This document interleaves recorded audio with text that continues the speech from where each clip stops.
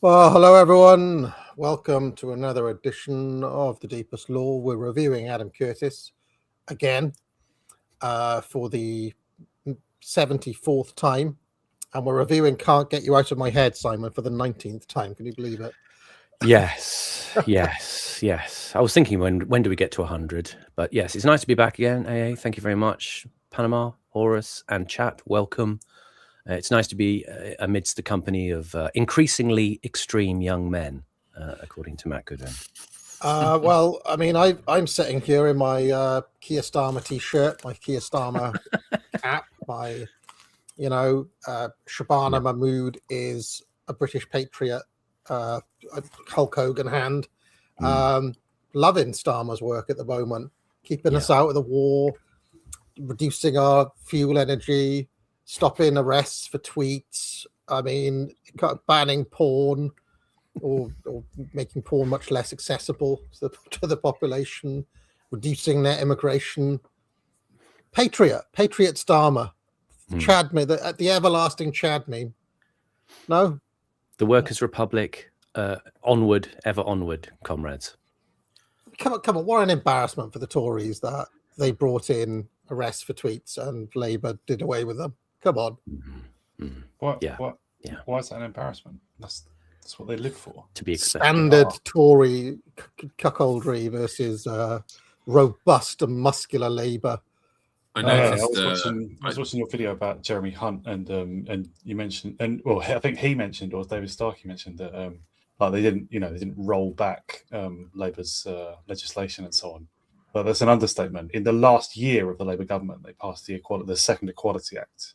And the Tories, in opposition, voted for it. They voted for the Equality Act in opposition. That says it all. No, that's not brought up enough. Sorry, Simon, go on. I was going to say, did you see earlier that Dan Wutan, I do like that name, he tried an April Fool's Day joke out.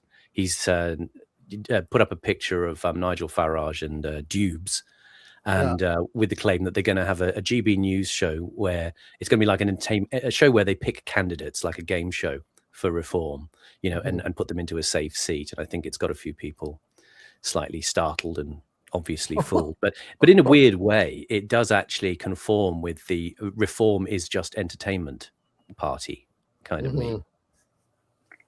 It does. No, it's very effective. There's been a lot of very annoying April Fool's jokes today. I don't like April Fools, Simon. I don't like jokes. No. Deliberate humor is subversive. It's forced. Yet another example of forced fun. Yeah. It should be work, like a Stuart Lee gig. That's what I say. I should also point out for last week's comments, I should just mention to the person who pointed out about all the lip smacking. You and I were both accused of lip smacking on our microphones. So I think I've worked out, it could be me. I've worked out that I have this sort of oral tick that when I start to speak, I go like that. I do that little thing where your tongue hits the back of your front teeth and I go, well, AA, so I think that's what the lip smacking sound is. I couldn't work out what it was, but I think on my end, if there's any lip smacking, it's probably actually not lip smacking, but me chugging on the end of one of my cigars. Today's Selezione, Ramon Alone's Small Club, and if I get onto it, a Magnum 46, the power bomb of the H. Upman line, a little bit more powerful than the average Upman, but you ever had a Magnum 46? But you're not in it. I certainly have. But today, I've brought with me, after I finish these few Davidoff cigarettes, I'm going to have a Partagas Presidente. One of the old-fashioned. That is an absolutely enormous Fidel Castro. It is. It was rolled. It rolled specially for him, I believe. But it's a damn fine cigar either way. And also, just your point about the rightoidism we were talking about just before the stream. I noticed a lot of people trying to sneakily dodge your point about Keir Starmer being the most right-wing PM we've had since the millennium. By saying, of course, Liz Truss was technically better. She came in and did nothing but lower taxes, then got kicked out. So I thought that was very speaking of Liz Truss, doesn't it look like her party that we're watching here? This looks like a Liz Truss dinner party that we're watching on the screen. I think this in Russia. This woman's cooler looking than Liz Truss. Yeah, you're going to be able to pay for tickets to go to these parties when CPAC comes over here. Did you see my post about Liz Truss? Go. Breaking inside the Pimlico Journal Jacuzzi offices. This was captured on Facebook by somebody. Which one is the most hottest? Liz Truss Appreciation Society. Yeah, that it's got to be satirical, right? It can't be real. There are unironic woods out there. I have seen. I'm more in this sort of market myself. As there she is, a proper working girl, woman of the people. Woman of the people. I mean, Hannah Spencer, she does have the advantage of being about 20 years younger as well. I look at Spencer and I think, have I misspent my entire love life? I've always gone for the wrong sort. What I really needed was a woman who could just put up some shelves, and be like, she can do the DIY, and I'll write some essays in the background. That would suit me very well. The HSQ, the Hannah Spencer question. Yeah, woman who can bring you a cigar and do a lovely plaster skim as well. Exactly. I imagine she would be fantastic. Can she roll cigars as well? I imagine, because that's a skilled job as well. on her thighs. Yeah, on the thighs. Yeah, I won't complete the sentence. No, yeah. But she, she's got several like quite high skilled trades, right? Like plumbing and plastering. She's actually useful. Yeah, that's like well impressive. Like I can't even do like DIY. Like, do you think she was getting in on the refurbishment of Parliament that's coming up? They're going to have to close the building down and renovate the Pugin, and she's thinking nice little earner that could be. She's gonna pop down to Wicks and get some paint cans and some rollers. She could clean your pipes any day of the week. Yeah. I don't think you guys have got any problem with lip smacking. I don't know what that's about. Like if anything, it's just because you want to like get into the conversation. It's like putting your hand up. It's actually quite polite. It's like a little verbal cue. I think I mentioned the person who noted it might have misophonia, that condition where people are extremely furiously irritated by the slightest sound. Because my sister had this. She was always screamingly angry at me when we would eat dinner. I couldn't hear a thing, and nobody else could hear a thing, but she had ears that would tune in and hear the slightest. Masticating. That's it. Masticating in public. When YouTube was younger, I used to listen to stuff, and sometimes people would have mic. It was like an ASMR mic or something, but there's just a normal, just doing a normal lecture or something, and it was really hideous. But that doesn't. I'm sure all the SteamYard and stuff and all that is like softened and moderated everything, isn't it? But I think this person probably has got like a nervous condition, maybe some sort of cretin disease as well. Oh, cruel. I'm just defending you. I just had a sudden moment of solidarity. Yeah, I'm just defending you by putting the boot into our listeners. Thanks. Yeah. Sorry. Well, I did. Yeah, I did. That's Matt you have Goodwin. To remember the spurgs that sort of hang around this type of chat. Well, don't forget Horace is a heel, so he's just doing his equivalent of oh, you fat warthogs out there. Honky tonk Horace. I was sort of thinking to myself, like sometimes like before there was police or like just regularity of law and stuff like the state was just the king and some troops, right? Yeah, it's parliament and stuff. And like sometimes the troops just get a bit carried away and just kill some people, right? I just sort of Peterloo massacre. It's like lashing out at the crowd, Yeah. Sorry to get all specific and historical, but there was the sheriff Yeah. The sheriff did exist as a function. And the I Beatles. think the sheriff had his own men. So there was a kind of separate police function. It wasn't just soldiers. It was. Didn't Henry II introduce the itinerant justiciars and things like that? They would go around the country doing traveling assizes or whatever it was.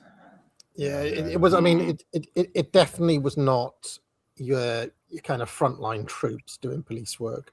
Even back there then. There were occasions if you watch or read a full history of Britain, there have been a few occasions where for some reason troops just lost their heads or got the wrong end of the stick and thought there was a riot, and they just start lashing out, start hacking at people, just start killing people. Yeah, quote Horace, "Me and my mates in our white hoods." I stand by that. I've got a different view of the Ku Klux Klan. Also Horace on. Remember when we talked about strongman Roland Lee? The scourge of the Welsh that was sent there by the Tudors.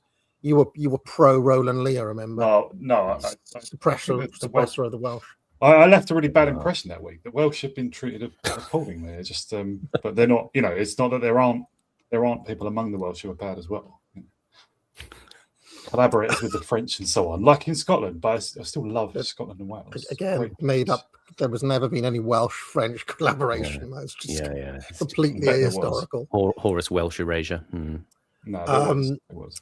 Yeah, I would suggest that people should, when this rightoid thing comes out tomorrow, people should also go back and reassess some of these groups from the past, including the one that Aura's mentioned, because I often wonder how many of these things are what we might call a counter gang, kind of deliberately ginned up in various different ways. But anyway, this is a topic for another week. Before we get going, I'll remind people, pick up a mega bundle, which does not include the Shakespeare course, but includes all the other courses that I've done. Do you think I should have to bring out the ultra bundle at some time? The ultra bundle, maybe that could be like a thing. But if you get the mega bundle and the Shakespeare, that's all the courses that I've done. There's Foundations of Geometry, Entrepreneurship, and many other courses out there. Anything else you guys want to promote before we get going? Simon? Have a look at my Twitter feed this morning, or go to pendragon.foundation and check out our friends at the Pendragon Foundation, who are in the project of restoring and renovating our broken down ruined castles, and will be launching various events as we go. I think there is going to be a weekend in July coming up, which I'll be retweeting about later on today. And there is going to be a big celebration, the King's Flame Festival in 2027, organised all by the Pendragon Foundation and our good friend Nathan C.J. Hood. So check that out. Pat? Not a sausage, no. Horace? I'm just working on a new essay, but it's not ready yet, so people can read the old ones on my Substack. All right, so let's get going with. We're about 40 minutes into the final episode of Can't Get You Out of My Head, and I thought if we start nice and early, we could actually get it finished today. Let's see. Whew. The venture capitalists who had invested in the company now had the upper hand. They told Sergey Brin that he had to find a way to make money, and quickly. And a sense of emergency gripped Google. But then they found the solution. Every time someone searched the web, they left trails behind them, traces as they traveled through the internet. Up to this point, that mass of data had simply been used to make the system of giving people information more efficient. But now, the company's engineers realized that if they gathered enough of it together, they could build up a picture of how every individual behaved, and how they were likely to behave in the future. It meant they could predict what advertisement an individual would click on and respond to, without having to ask them anything. Google started to tell advertisers that they had found a way of replacing the hit and miss of old advertising with a new scientific certainty. And very quickly, they began to make millions of dollars. But there was a problem. It's me. I paused. Excellent. This does actually work. The push advertising works. I'll give you an example, right? Recently, Twitter X has been pushing product on me that it thinks that I will buy. Okay. For example, it pushed a retro nostalgia football game on me recently called Nutmeg, a nostalgic deck building football manager game, which starts in 1980 and runs into the mid 90s. Okay, with all the old players and the CFAX in it and things like that. And that led me to go onto Steam and buy both that game and a game called Bang Average Football on a bundle. So X has worked out that I'm a bloke in my early 40s who probably grew up with that, and it's now targeting my nostalgia, and then the products actually exist. That's quite impressive, I think. Able to figure that out. I've developed a kind of antibody to this sort of stuff. You know, I actively resist any attempt to nudge or push me towards anything. So I've gone the opposite way, and I'm sort of digging into the pre-internet age, obviously, you know, like Generation X does, into the 60s and 70s for pre-internet sort of culture, in a way of kind of trying to fill my head with stuff so I don't. I obviously see recommendations come up, you know, if you like that, you'll love this. And it tries to push me towards things which maybe actually, in a way, if I was less closed-minded, I might actually enjoy. But I'm resisting it deliberately because I don't like this. Yeah. So, I mean, I like, it doesn't always work because it did push a really hideous mug on me about like how much you love your wife. Yeah. I didn't like that one. No. It was just, I mean, because it was not because well, you would think there was something up if you got one of those. I mean, are you having an affair? It was the message of it. It was hideous. What was it? I'll see if I can find it now. Let me see if I can find it because I commented on it on the time, and Alexander Adams commented as well. Let me show it to you. I would never buy this, and if you would, there's something fucking wrong with you. Hold on a minute. So it doesn't always work, but I've definitely had times where the only way I knew about that game, which I've been playing and enjoying since I bought it, so it's actually improved, like it's given me fun, right? I have enjoyed the product I bought, but I only knew about it from that push ad on Twitter. Horace, have you ever bought anything from? I was trying to remember. Not that I remember, but I turn off. I mean, I don't know about on X, but on most sites, there's an option. You know, it asks you, do you want personalized adverts? You know, all Google stuff does that, Facebook, everything. And I just say no to most of it. You know, like a few years ago, 3, 4, 5 years ago, they changed things so that they have to, like most sites have to ask you, do you accept cookies and trackers and stuff, right? Or do you accept the essential ones or the expanded ones? I always just go for the minimum of that, and I use like browsers that block it and stuff. So I get very little of it, but well, for that reason, no. But I agree with you that it obviously does work because loads of like social media, especially, they've built their business around it. Like, it's really the thing they really want from everyone is, can we use your data to target ads at you? They really want to do that. Let me show you this mug, right? Because she's not spoiled, she's just loved. Personalized it today. I am not spoiled. Emily, my husband just loves me.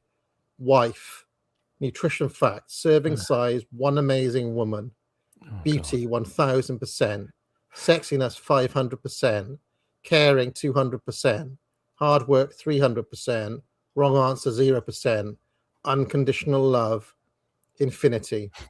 Now, I don't wish to be a curmudgeon, but if you buy that for your wife, there's something fucking wrong with you. Even if you love it, even if you love her, you are, I mean, you're asking to be a mug if you buy that mug.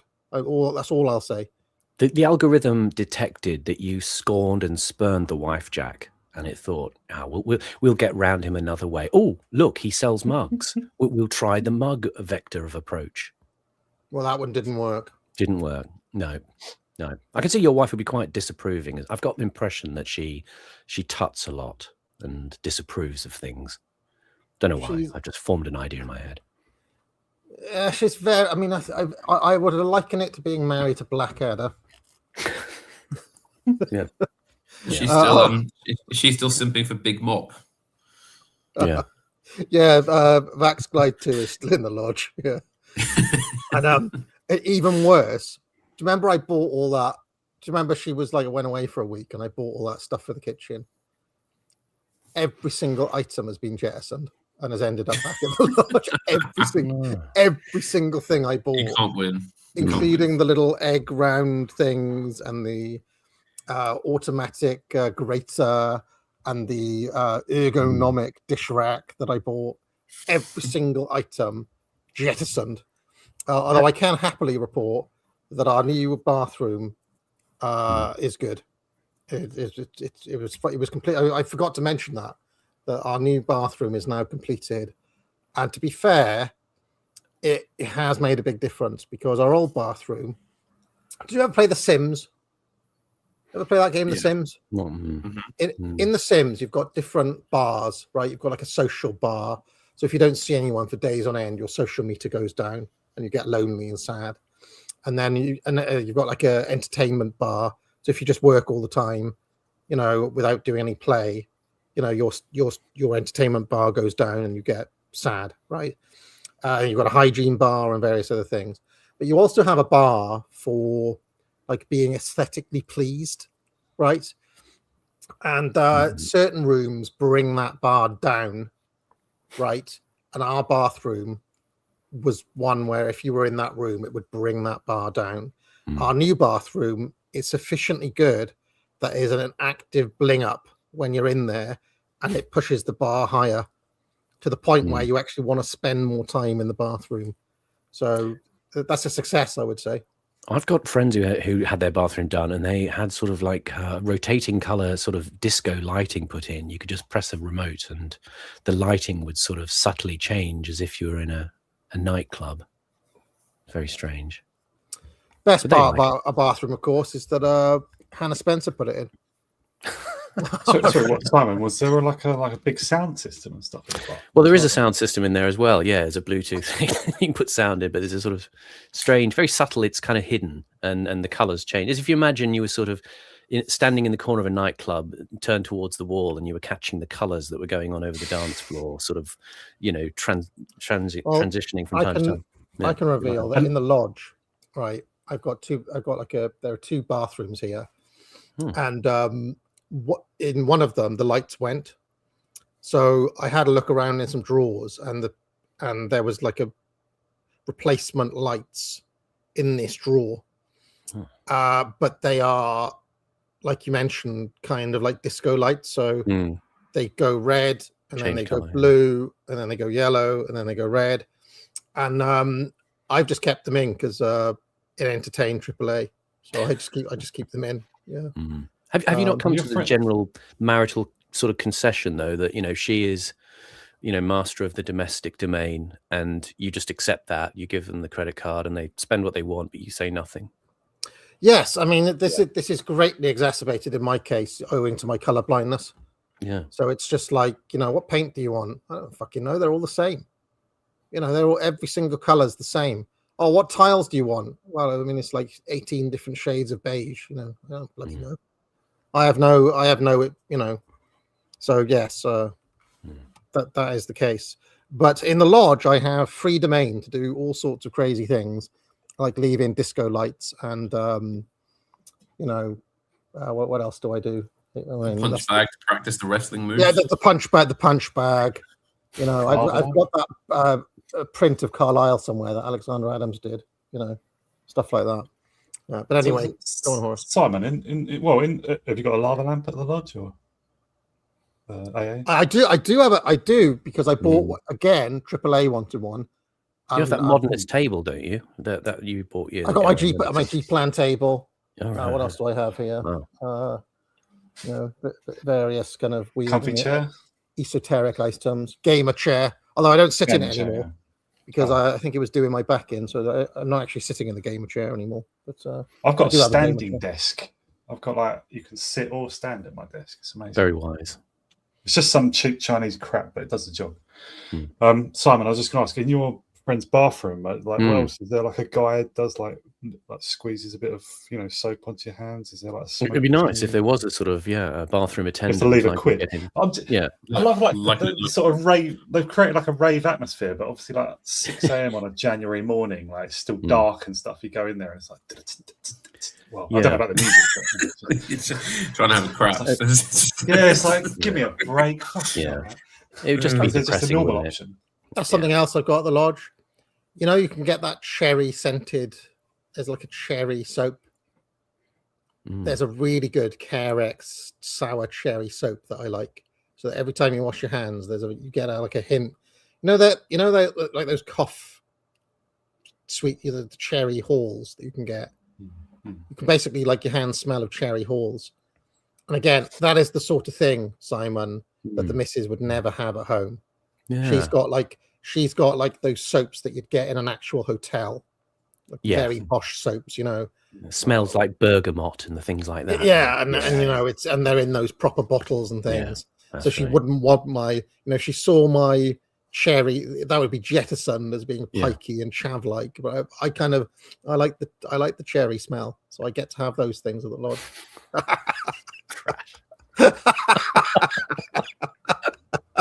Some of those like nice bathroom stuff, like Occitan is one of the makes, isn't it? Like I used to L'Occitane, and like it's quite fancy stuff. Super expensive. Yeah. What Google were doing was gathering vast amounts of data on millions of people without them being fully aware of it. And by 2001, the Federal Trade Commission was preparing a law which would stop much of what they were doing. But then suddenly, many of those problems disappeared. But the entire, at least as far as I can see, the top half of the building, at least half of it, I can't see below that, half of it just started with a gigantic rumble. The attacks on September the 11th shocked America because no one had seen them coming. The phrase constantly used was, "We failed to join up the dots." And in the state of fear, the government passed the Patriot Act. It said that everyone's personal data must be open to examination to stop further attacks.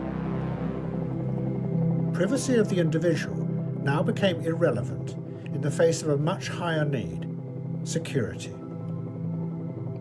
Now, to be fair to the old hated libertarians, they were onto this pretty quickly and were shouted down by the various forces of evil. But, the Patriot Act has still not been rolled back, has it?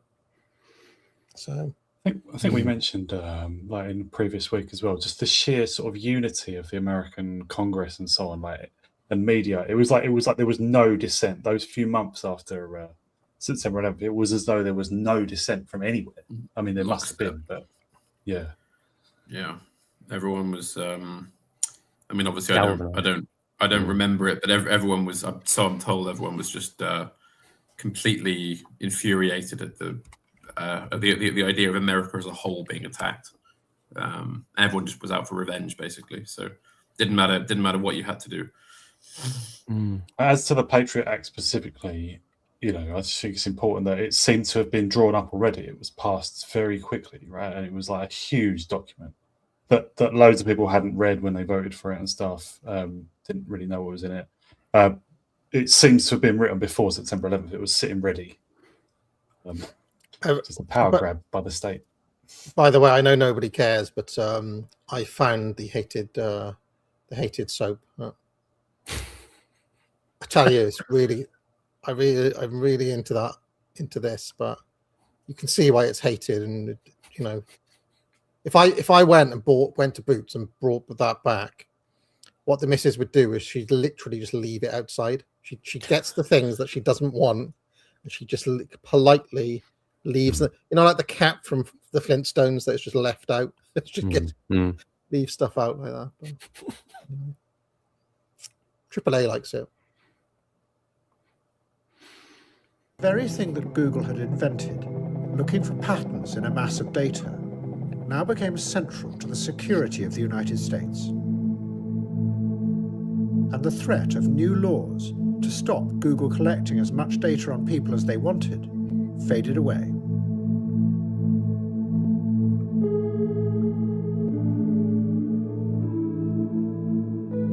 The shock of the attacks of 9/11 began a shift away from the individualism that had been at the centre of America since the 1950s. And Google was going to become central to that shift.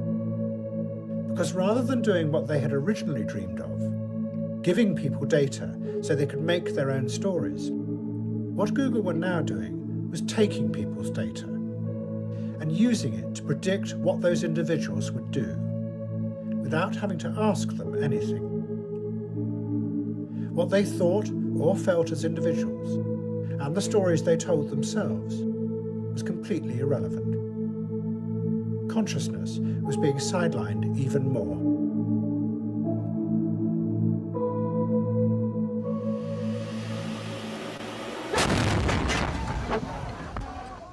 Pause, please. Go on, Horace. Yeah. I don't know if I'm a bit vague about the details here, but I don't know if Curtis is going to mention this, but obviously last week, it was this episode though, right? But last week he showed Sergey Brin and the other guy, Eric Schmidt, is it? Like working on early Google in the mid to late 90s in their, like in a garage, right? Garage. I just wondered, like, does Curtis know that they were also, I think, didn't they work for the NSA, them two guys? Like it's not specifically mentioned, no. It's not specifically mentioned, but that's interesting. I didn't know that. I'm not sure of my facts here, so I don't want to state it too. But people could. There's an old article. I'm not sure if I've saved it. I'll share it around it.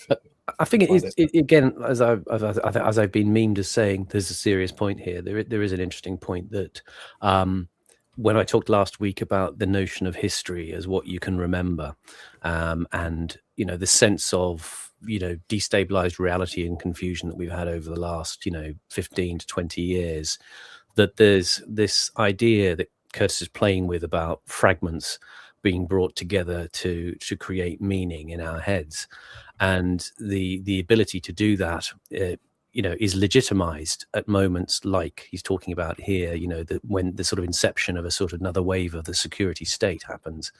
It can all be instrumentalized at moments of political demand, and then at other times the idea of making sense of the world and sense of history is kind of less emphatic and less important. It's interesting and curious how it intersects with the needs of the securocrats like this. I don't know if you guys were using the internet around the time when Google suddenly burst out, but I remember it just taking over literally within a few weeks in about 2000, I think 2000 or 2001. I just remember someone, was it earlier than that? 1999, I was working at a charity in London on Gray's Inn Road, and I was working in a sort of press office, marketing office, and my friend Giles, who was a press officer, said, "Hey, look, use this thing called Google. It's incredible. You find all these results really quickly." And we did, and it was kind of overwhelming, but kind of great compared to what you'd had before that. I can't remember what I was using to search for things before that. I wasn't Ask Jeeves or any of that old stuff, but it was that you suddenly found a flood of information that you could grab straight away, sort of just listings and listings of all sorts of interesting results. So yeah, it was massively revolutionary, like you say, within a matter of somebody tells you in a day, and then suddenly everything changes. Yeah, the word got around like a wildfire. Yeah, but if people who are younger than a certain age, they won't know this, but Google was actually a useful search engine until a certain time. I don't know when exactly they ruined it, but around 10 years ago. So at some point, they decided to make it wholly curated and direct. And it's not even worth scrolling past the first page or two, which most people don't do anyway. You just get the results just end. But it used to be infinite results, and they were varied. They were from different parts of the internet.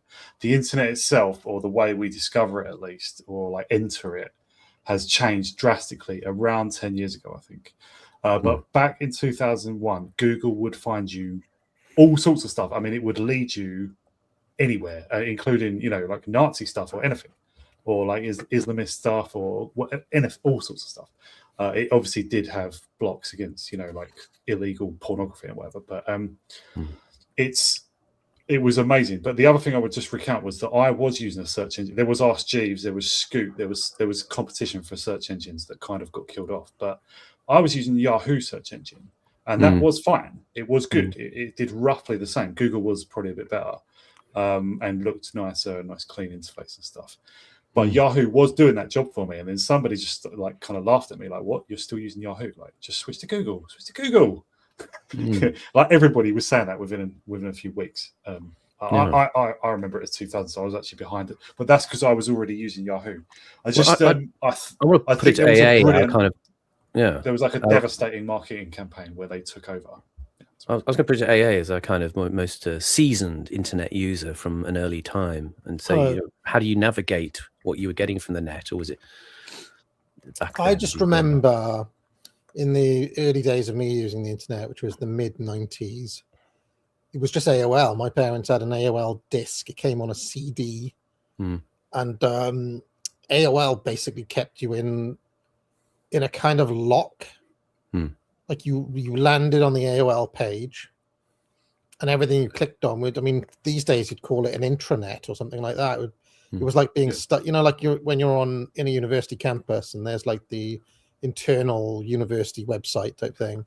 AOL was a bit like that, where you'd click on the news. There were chat rooms in there to hang out in, and actually, like getting out of the AOL cage was a little bit of doing. And then I remember at a certain time, probably around 2000, 2001 sort of time, that stopped being a thing. And it was just the internet, in my mind, was just Google from that point on. Whenever Google came in, that was my search engine, and that was my start. I remember changing my homepage to the Google homepage. And I'm afraid to say, old habits die hard. So I always make my default browser Google, and I always make my homepage Google. And I find this a constant source of irritation, because one of my laptops loves changing the browser back to Yahoo for some reason. Or MSN. I don't know why it keeps on doing that, and it doesn't matter how many times I do it. I've searched for spyware, I've searched for malware. There's something about one of my laptops that insists on changing the browser back to Yahoo. But so I've basically been a Google loyalist for 26 years now, despite the fact I know all of the ways they fiddled with it. I still don't feel like I'm searching. But they're one of the worst corporations in the world. They're one of the most evil. We know that now. But they don't deserve your loyalty. I mean, like they are. I know, but I mean, I'm very, I just kind of stick with things because they're, it's hard to change one's ways when they're embedded. I tried Brave for a while, but it irritated me. I tried DuckDuckGo briefly, but I don't know. Something about these other search engines don't feel like. I always then have to go and double check back on myself. And I mean, I've talked about this before, Simon. Even in the era of fake news and distrusting MSN and so on, for me, I still need the BBC to confirm something to make sure it's actually. I.e., if the BBC confirms it, then it's an actual thing that has happened. Yeah, there's nothing wrong with wanting a kind of stabilizing anchor for your knowledge base, is there? But it's just the ones we've got are subpar. I mean, I know the ones we've got are fiddled with and aren't trustworthy and so on, but it's still like, I mean, even now, right? Let's say in the context of the Iran war, that if the BBC has reported on it, that is a much bigger guarantee of it actually happening than, I don't know, like Bricks News or Fox or something like that. Like we said about The Guardian, their actual reportage, if you strip out the layers of ideology, is fine. Yeah. The facts and numbers are generally fine. Yeah, I mean, and the only event that has really, I mean, there's been a couple of things which are I consider to be old-fashioned fake news in a way. When I say fake news, what I mean is the official narrative is really easy to distrust. One of them was the whole hullabaloo around the gold is green thing recently, where as far as I know, they still haven't released the names of the people who were arrested, and all of these people who were up in arms suddenly lost interest in that story, right? And yet we had like 3 days mourning for these ambulances. That was one where I was like, well, the BBC have been a bit breathless on this one. And it's like, well, and the other one which I consider also like almost certainly not true, is the story that Iran killed 30,000 protesters in January. I mean, if you believe that, I mean, I've seen as high as 50. Sometimes it's 70,000. Iran did not kill 30,000 protesters in January, right? I mean, BBC say that. I'm pretty sure the BBC has repeated that. That was the meme number, yeah. And I was worried about looking at that story because I thought, oh Christ, what sort of rabbit hole am I going to go down here trying to find out this stuff? And I wondered where people fixed, a gaze on that. And I think the reason for that is because the source in both cases, the source in both cases was Mossad, was Israel, and this is an issue really. Is that they are plugged, Israel and Mossad are plugged into our information sources, and so it corrupts things like the BBC because they have to, if Mossad said it, they have to mention it. Does that affect things, the news wires like AP and Reuters and stuff like that as well? And is there a link there, do you think? Yeah, although I'm looking now to see if the BBC actually repeated that number, and they have not gone over 4,000, which sounds about right. If I had to get, I mean, it's not like the Iranian government didn't kill anyone; they did, but they were foreign agitators mostly. It's just that 30,000, 40,000 number that's repeated in the press is obvious, like Hasbro, Julia Hartley Brewer type talking point. Yeah. So there we are, Julia Hasbro Brewer. Oh, I mean, well, to put it in context, right? The US and Israel have dropped something like 15,000 bombs on Iran in the past month, and the death toll is like 2,000. Right? But yeah, right. And that's with 15,000 bombs. So we're meant to believe that in the space of a week, the Iranian government rounded up and killed 30,000 people. It's just bullshit. It's just absolute bullshit. So yeah. People might want to watch this documentary that Peter Oborne did, like maybe 20 years ago, or something, 15, 20 years ago. I think it's just called the Israel Lobby or the Zionist Lobby or something. It was Channel 4, like Dispatches or something like that. And there's a bit in that where Alan Rusbridger, who was editor of The Guardian for a long time until about 2014, it's now Catherine Viner. She's much more pro-Israel, but he was not really pro-Israel. He's not like particularly pro-Palestine either, but I don't know. It was just much more of an ordinary sort of lefty, somewhat anti-Western sort of paper. Well, The Guardian's always had like a range of left-wing views, isn't it? But it wasn't like this squarely Zionist. Like it is pretty much pro-Israel now, The Guardian. Anyway, he just mentions that I think it's Gerald Ronson and someone else from, well, the Community Security Trust, but just sort of the community in general. They just came to his office to intimidate him, threaten him, he said. Like, I mean, he describes it, how they did it. It's not like they're physically roughing him up or anything, but they just come to his office to like pressure him to report in a more pro-Israel way. I've just been reading like Jewish and Zionist media for a long time, and like it's just like a little what do you call it, like a cottage industry of just harassing the BBC. And probably The Guardian too. I have to correct the record here. I asked Grok, doing a bit of on the spot Matt Goodwin style research, right? The BBC reported the range of deaths from 2,000 to 6,800. Okay, and its source was the Human Rights Activist News Agency. Okay, and that is the number that the BBC reported. And then the Iranian authorities themselves reported 3,000 deaths. Okay, so the BBC basically printed that. The source of the 30,000 plus came from Time magazine, and their source was literally Iranian, like parvalist twerking activists, right? So, in other words, Zionist agents. So it was Time magazine that was the source of that, not the BBC. And you see, when you drill into it, I have noticed that you can attack the BBC as much as you want.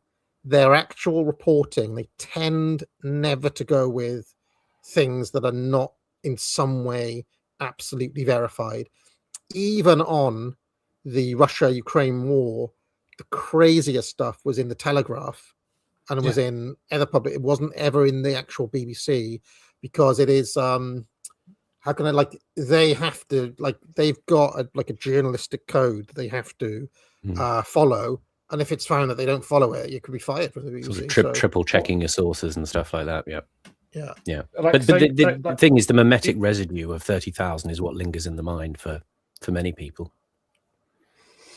If the BBC did at one point lapse and did say it's something like 30,000 or whatever, it would be because of the pressure that's on them. That's all I meant to say before. It's like they're just constantly being harassed to just take the Israeli line on everything, and they don't. But there may be an occasional moment where like one reporter does and it gets through the editor. I don't know, but it's pretty rigidly. They're much more scrupulous about that. Although you mentioned the Human Rights Activist News Agency, that sounds dodgy in itself. That sounds like anyway, made up name. I will say there was an interesting interview that was done around this time. Curtis, when the series was put out, did an interview with a podcast called Talking Politics, London Review of Books podcast, and one interesting thing he was saying about Google is he doesn't quite know what's going on, but he suspects a lot of it's a scam in the way that they sell data for commercial purposes to commercial users for its predictive value of people's buying habits and so on. He thinks a lot of that actually really is just selling the internet traces of people's just current purchasing rather than any kind of historical patterning. And so what they're doing when they're selling it to these companies is effectively just telling them what's going on as a snapshot at this moment. And he likens it, he uses the analogy of it's as if, you've got Google saying, we're giving you this sort of vast advanced prediction of people's habits of buying, but it's like they're people who are sort of standing in the lobby of a pizza restaurant with a flyer saying buy a pizza, and they're giving it to people on the way into the pizza restaurant. They're already at the scene doing what people were already going to do anyway. And it seems that experiments that have been tried with things like eBay, I think he mentioned, where they, decrease the amount of emphasis they put on this kind of predictive value, didn't really ultimately change sales on eBay. When it was looked at by someone, I think within eBay, who sort of said, look, you're actually being scammed by Google here. You don't need to do this much kind of data work. Before we carry on, I have a trivia question, gentlemen. How can we connect, or what connects the two stories that we've been discussing, namely Google and the BBC, and how trustworthy it is? Anyone? I don't know exactly what you mean. What sort of connection? People? Well, there's something topical that connects both Google and the BBC. Anyone know? Pass. Okay, I'll put you all out of your misery. Former Google executive, I think his name's Matthew Britton. Oh, yes. Has just been appointed to the Beeb. He's the DG. He's the new DG. Yeah, he's the new Director General, and of course, he has a history of pro-Israel kind of content moderation. So that is probably the result of the pressure you've been talking about, Horace.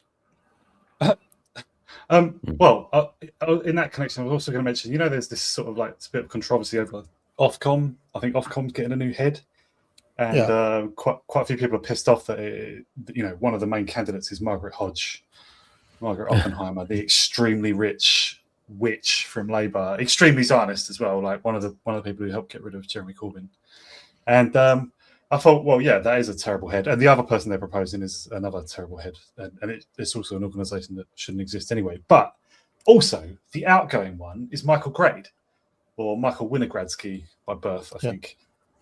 Who wasn't he one of the founders of Channel 4? Almost all of whom were Jewish, I believe. And also he was DG. He was DG of the BBC before as well, right? He's been around a long time, Michael Grade. I remember him from. Yeah, he ain't no friend of ours either. Interesting. Anyway, it's all in my view. All of this stuff is too little, too late for them. They're on the way. That whole thing is on its way out. It's so obvious that it's on its way out. So I'm kind of, they can kind of cling on, but when that last boomer goes, I'm telling you, they're going to struggle. unrelated to all of that, though, we are going to find out the names of the 2 guys who set alight to those ambulances, right? That is going to be announced at some point, isn't it? They're going to be arrested and prosecuted like normal, aren't they? I don't know. They were released without charge. Remember those ambulances 1 week ago? Yeah, no, they were released without charge and no further updates. I think you're a bit obsessed with this, Horace. You're a bit too online, okay?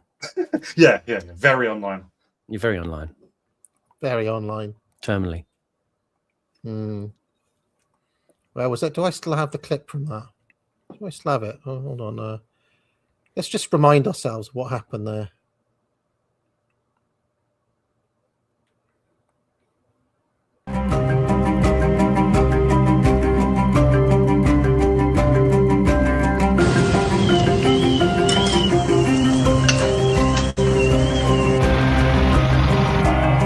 But yes, there does seem to be something going on.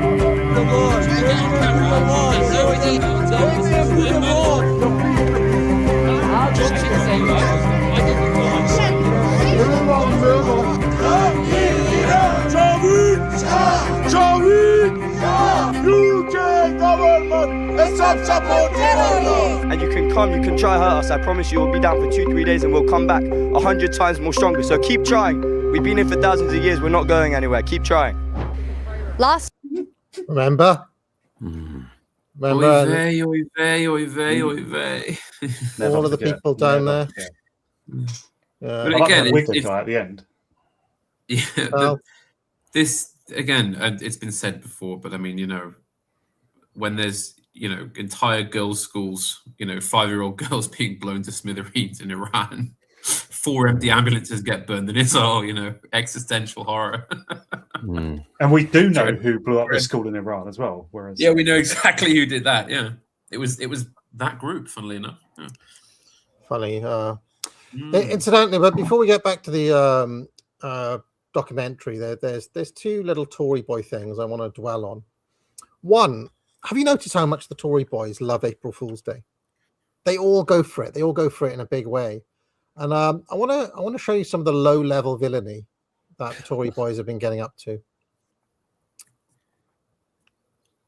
Here's Harry and Gladive.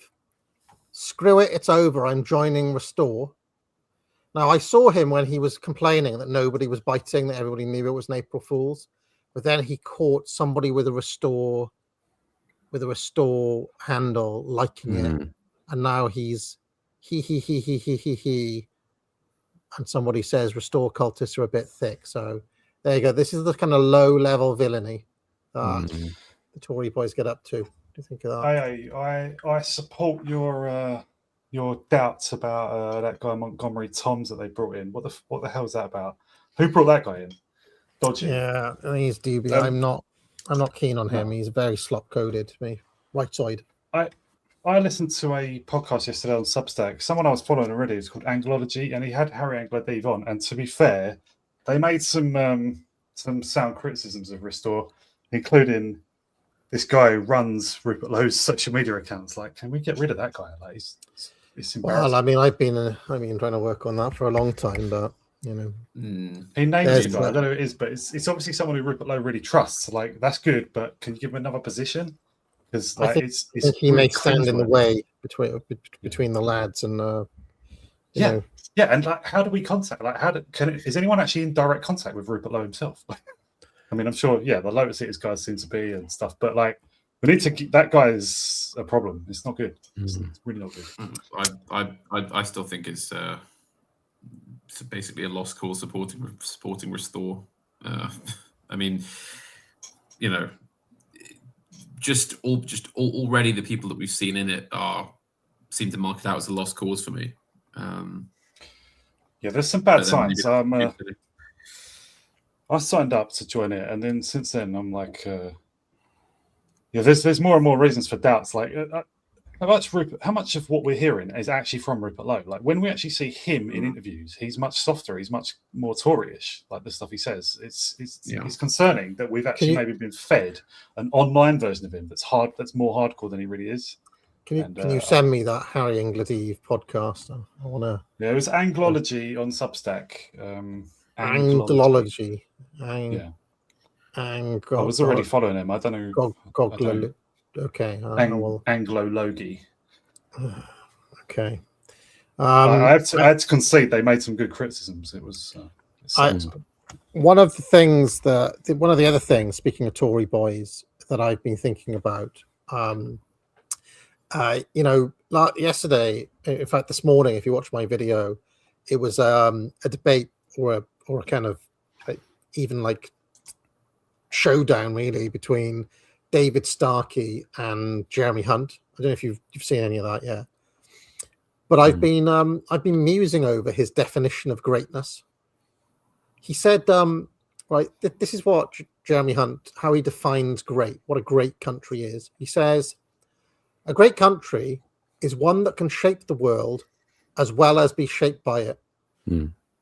Jeremy Hunt. I just want to, what's your assessment on that definition of greatness? Something I want to muse on. Sorry, could you say the first part again? A great country is one that can shape the world as well as be shaped by it.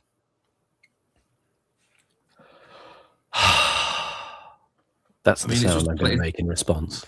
Well, it's just a platitude. It doesn't. It's sort of self-defeating, isn't it? I mean, yes, a great country will shape the world, but all countries will be shaped by the world they're in. I mean, there's just it's just like saying water is wet, and things that touch water get wet. So I'd say if you guys want a headache, you can either just watch that debate between Starkey and Hunt, or watch my review of the first 40 minutes of it, because my God, it's like if you thought there was any hope of saving the Tory party as it stands, just watch the ideas of, I call them ideas, that platitudes, like you said, my God, it's just the way. I would take a flat out commie over Jeremy Hunt at this point. Yeah, he's just a lefty anyway. He's just, and maybe a Chinese spy as well. They're like, what was it? Jonathan Bowden just said left wing capitalism. Jeremy Hunt is that. He personifies that. So it's basically a washed up, dried out of ideas old Thatcherite versus a Cameronite state capitalist. It's even worse. It's even worse than that. Skip watching the video, drop a super chat and go to the pub and just don't bother. It's not worth your time. It is a pretty depressing discussion that they have. It's basically not a single thing that has happened in the past 20 years has done anything to shake Jeremy Hunt from his basic worldview of using British soft power to make the world a better place. Yeah, and that was an interesting flashpoint in the discussion, wasn't it? That Starkey basically saying that soft power was crap, and Hunt making a kind of spirited defence. But a lot of what Jeremy Hunt expresses is kind of essentially cleaving to a position of, no, that's how we are in Britain. We're fair-minded, and that's the way we do things, and that's right. As Hunt says, just platitudinous. Its justification was because he red-pilled, quote-unquote red-pilled, some Chinese student in the 80s. That was very affecting, that story. On Anglo liberty, and then she attended the student protest in Tiananmen Square, where the Chinese government just mowed down freedom and liberty and reasserted control of the Communist Party. Yeah. That was very touching, that story. Did you feel that he was almost holding back from capping it and saying, and then she was shot in Tiananmen Square? He almost wanted to sort of add some little thing to make it more poignant, but and then she became my wife. And then I married her. Exactly. That's what I was thinking the punchline was going to be. He made sure to mention that she was already married, didn't he? That lest we confuse her with his wife. Do you think Jeremy Hunt? Do you think Jeremy Hunt buys his Chinese wife mugs like that one that we looked at? He probably does, Yeah. Do you remember? He was one of the worst people in the lockdowns, saying, this is when the full lockdowns were already in place. He's saying this is nowhere near far enough. We've got to do everything the Chinese did, literally nailing people inside their houses and stuff. Everything. He was calling for that. There's recordings of it. Also, you have to remember he was one of the few big Tory winners in 2024. He kept his seat by a very large majority, I believe. He went to the Yummy Mummy Cafe. He went to the Yummy Mummy Cafe and palled about with them and put pictures of it all up online. Remember, AA, he represents you. Well, no, I mean, I don't actually live in this seat. I've only got the lodge in this seat, so he's not actually my MP. Second home. He's my second MP. If I can say this, I'm not allowed to vote in this seat.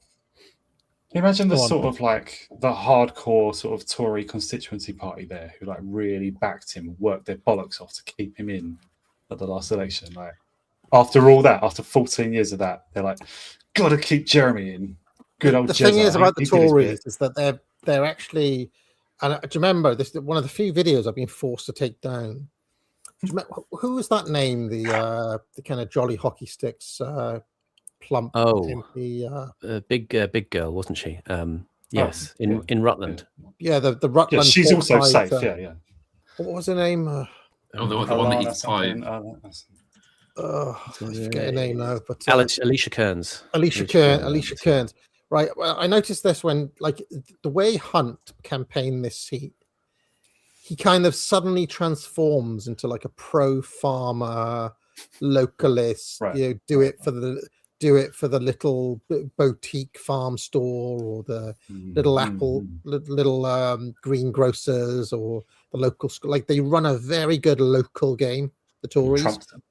And yeah, they kind of like trumped on Toryism. And that Alicia Kearns did exactly the same sort of campaign. And I remember my attack ad on her was taken down. I got it, and it was taken down on the most spurious of claims, where that's good. I'd used a shot of Alicia Kearns like attending some pride march, and the photographer who took that photo copyright claimed and struck straight strike now, not even a chance to undo it or anything, that video, so that during the election it had to be taken down, which meant that Alicia Kearns, you can tell her campaign was pie hot, because if enough of her voters had watched my video, they would have found out about all the dark shit that she's got up to, the woke stuff that she's done, and how she's not actually this jolly farmer type. She's a evil bitch, really. But weren't there sort of somewhat vaporous hints that she might be involved with intelligence at some level?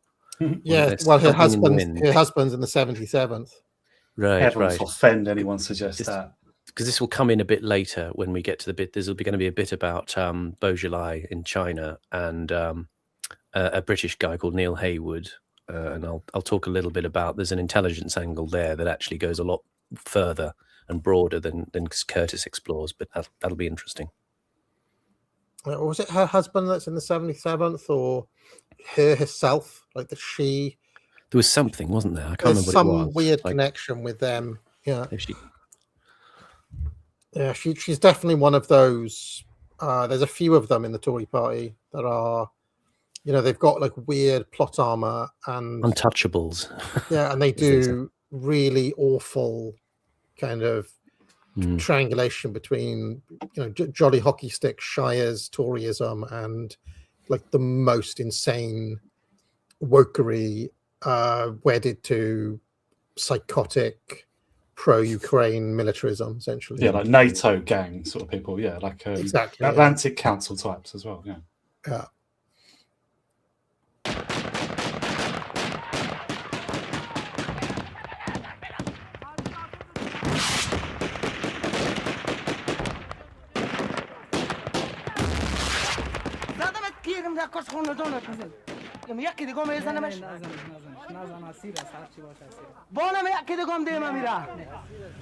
When the coalition invaded Afghanistan, Abu Zubaydah had fled. He had not been involved in the attacks, but he knew that the Americans were arresting all the jihadists they could find. He travelled back over the mountains and hid in Faisalabad in Pakistan.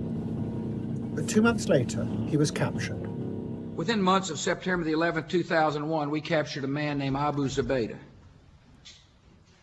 We believe that Zubaydah was a senior terrorist leader and a trusted associate of Osama bin Laden. Zubaydah was severely wounded during the firefight that brought him into custody. These are dangerous men with unparalleled knowledge about terrorist networks and their plans of new attacks. Zubaydah was taken by the CIA to a secret prison they ran in Pakistan. He told them that he had had nothing to do with the attacks, but they didn't believe him. Then they read his diary that he had written to himself.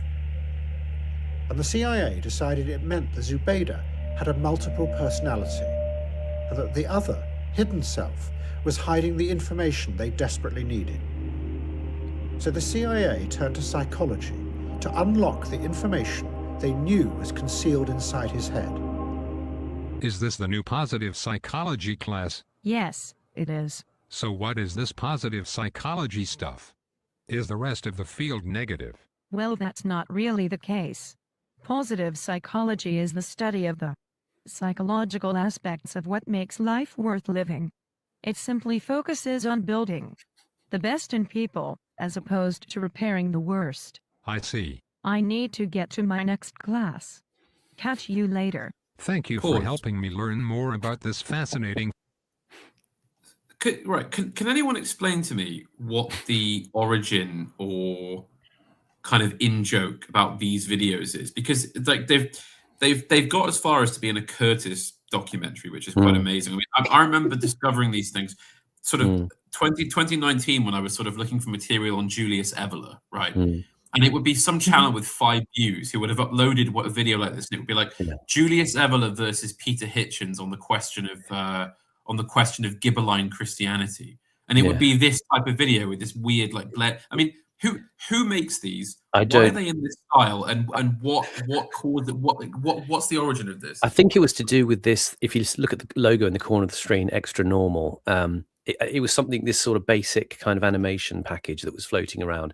And as you say, there's kind of debris of this littered around YouTube of the character on the left there, cardboard man or cardboard robot, who sort of pops up ventriloquizing on various different subjects, none of which are connected to each. I tried to track this video down. I couldn't. There were sort of similar ones with sort of similar, scenarios, as you see here, with just different subjects being discussed. So I don't quite know. This was obviously one about this idea of positive psychology, the sort of stuff that came up in the 90s. It was a kind of development of people like Maslow and Carl Rogers, the kind of, human flourishing aspect of psychology. Instead of, attending to kind of mental ill health, it was about, the sort of almost the Sam Harrisy view of psychology, of kind of, what contributes to your best self and all of this kind of stuff. But that was just, I think, of just a factor of that particular package, which I couldn't track much information down about it.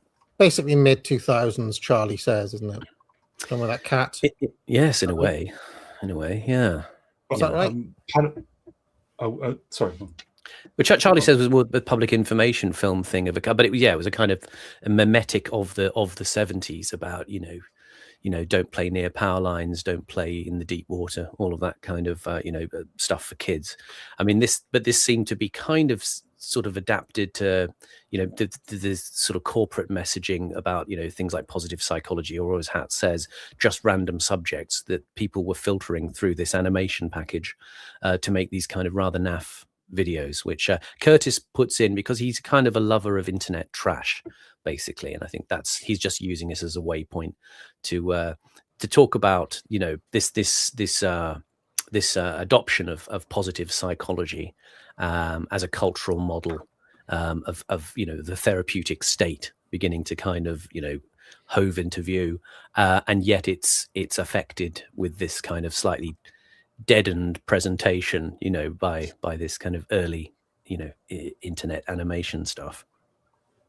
They're used to, right? These videos, like I used to have one saved that I watched quite a few times. It was called Feminism Explained. It was quite, like it would seem a bit passé now, but it was it was in a classroom, not the same classroom, not the same characters, but really similar, with like a text-to-speech voice, right? And I can't find it anywhere on the internet. Well, definitely not on YouTube. And it's like, I'm sure YouTube made a conscious decision to get rid of these because they were spreading sort of soft center right ideas, like Turning Point, Charlie Kirk type ideas, but quite successfully to large numbers of people. I think YouTube made a conscious decision to wipe them out because you can't find them. Right. I'm talking about right-leaning ones. But I was going to say that could be why it was difficult. Sort of, it was only odd fragments of ones left lying around that I could track down, but it was difficult because you couldn't kind of unify anything across them. They were all different themes. Right. They're obviously really cheap, easy to make, right? You just put some text in, it does it for you or something. Yeah, he's explaining to her the friend-enemy distinction right now. That would be nice. Field. Positive psychology was part of the new psychology that had risen up in the 1990s. It said that millions of people were really far weaker than previously thought, that they were trapped in a state of what the psychologists called learned helplessness. And positive psychology would develop techniques to rescue these people. But psychologists working for the CIA decided they would turn the system in reverse. They would use it to reduce Abu Zubaydah back to a state of learned helplessness. They called it enhanced interrogation. And they did it by waterboarding Zubaydah 83 times, by repeatedly smashing him against the wall and locking him naked in a freezing box for weeks at a time. The CIA videotaped the interrogations, but later destroyed the tapes. They reportedly show Abu Zubaydah screaming, shaking uncontrollably and vomiting. What was done to him became the model for a system of torture that the Americans then used across the war on terror, including the prison at Abu Ghraib. Desperate for the torture to stop, Zubaydah... I just watched a movie last year that sort of is about this called The Report with Adam Driver. It's not like a great film, but it does sort of... This was like a whole, apart from the war and the reasons for it, apart from September 11, all those major... and the Patriot Act and, and all these big controversies. There was also this one about, CIA torture that for some years, CIA contractors mostly were free to torture people and just call it enhanced interrogation, which was legal. There was this White House lawyer who wrote a sort of legal pretext to justify it all, but it's clearly just like, we want to do this, And this went on for, I don't know, a period of years under all American sort of military sites and stuff, Guantanamo Bay and all that. And Abu Zubaydah was one of the main ones. They said he was waterboarded 83 times or something. Like, I'm sure you've got all the information out after 10 times, like, for goodness sake. I mean, whatever you're going to get out of him other than madness, Yeah, I mean, there's bits of it that kind of remind you of, if you remember back to Century of the Self, where they were looking at EST training, Erhard seminar training, where there was this idea of, he would describe it as you're kind of peeling away the layers of personality in the individual, and then once you peel away the final layer, you discover what's at the heart of most people, which is kind of nothing really. And this is obviously a kind of kinetic process, a little bit like some of the scenes in that S training, where people are being sort of shoved and squeezed and pushed around and screamed at. And this idea here is that would get people to a kind of optimal level to kind of spill the beans. In Zubaydah's case, obviously, just harking back slightly to last week, where Gazaniga is talking about the people who've had brain hemisphere separation. There's a strong possibility that Zubaydah actually had a pretty serious brain injury from when he gets this bit of shrapnel from a mortar in his head, and that he literally can't connect his right hemisphere and left hemisphere stories of himself anymore. That's why he has this fragmented memory. That was very much the impression that was given of him in the reports I read last week after last week's stream. It's not multiple personality. It's this disconnection interiorly. I mean, they did all those old experiments in the 50s where they severed the small connection between the left and right halves of the brain, because I think it's only sort of like one little tendon or synapse. The corpus callosum, that actually connects the two. Yes, and if you sever that, the person appears unchanged at first. But if you give them a task to do, they literally can't join up the right and left sides of the body.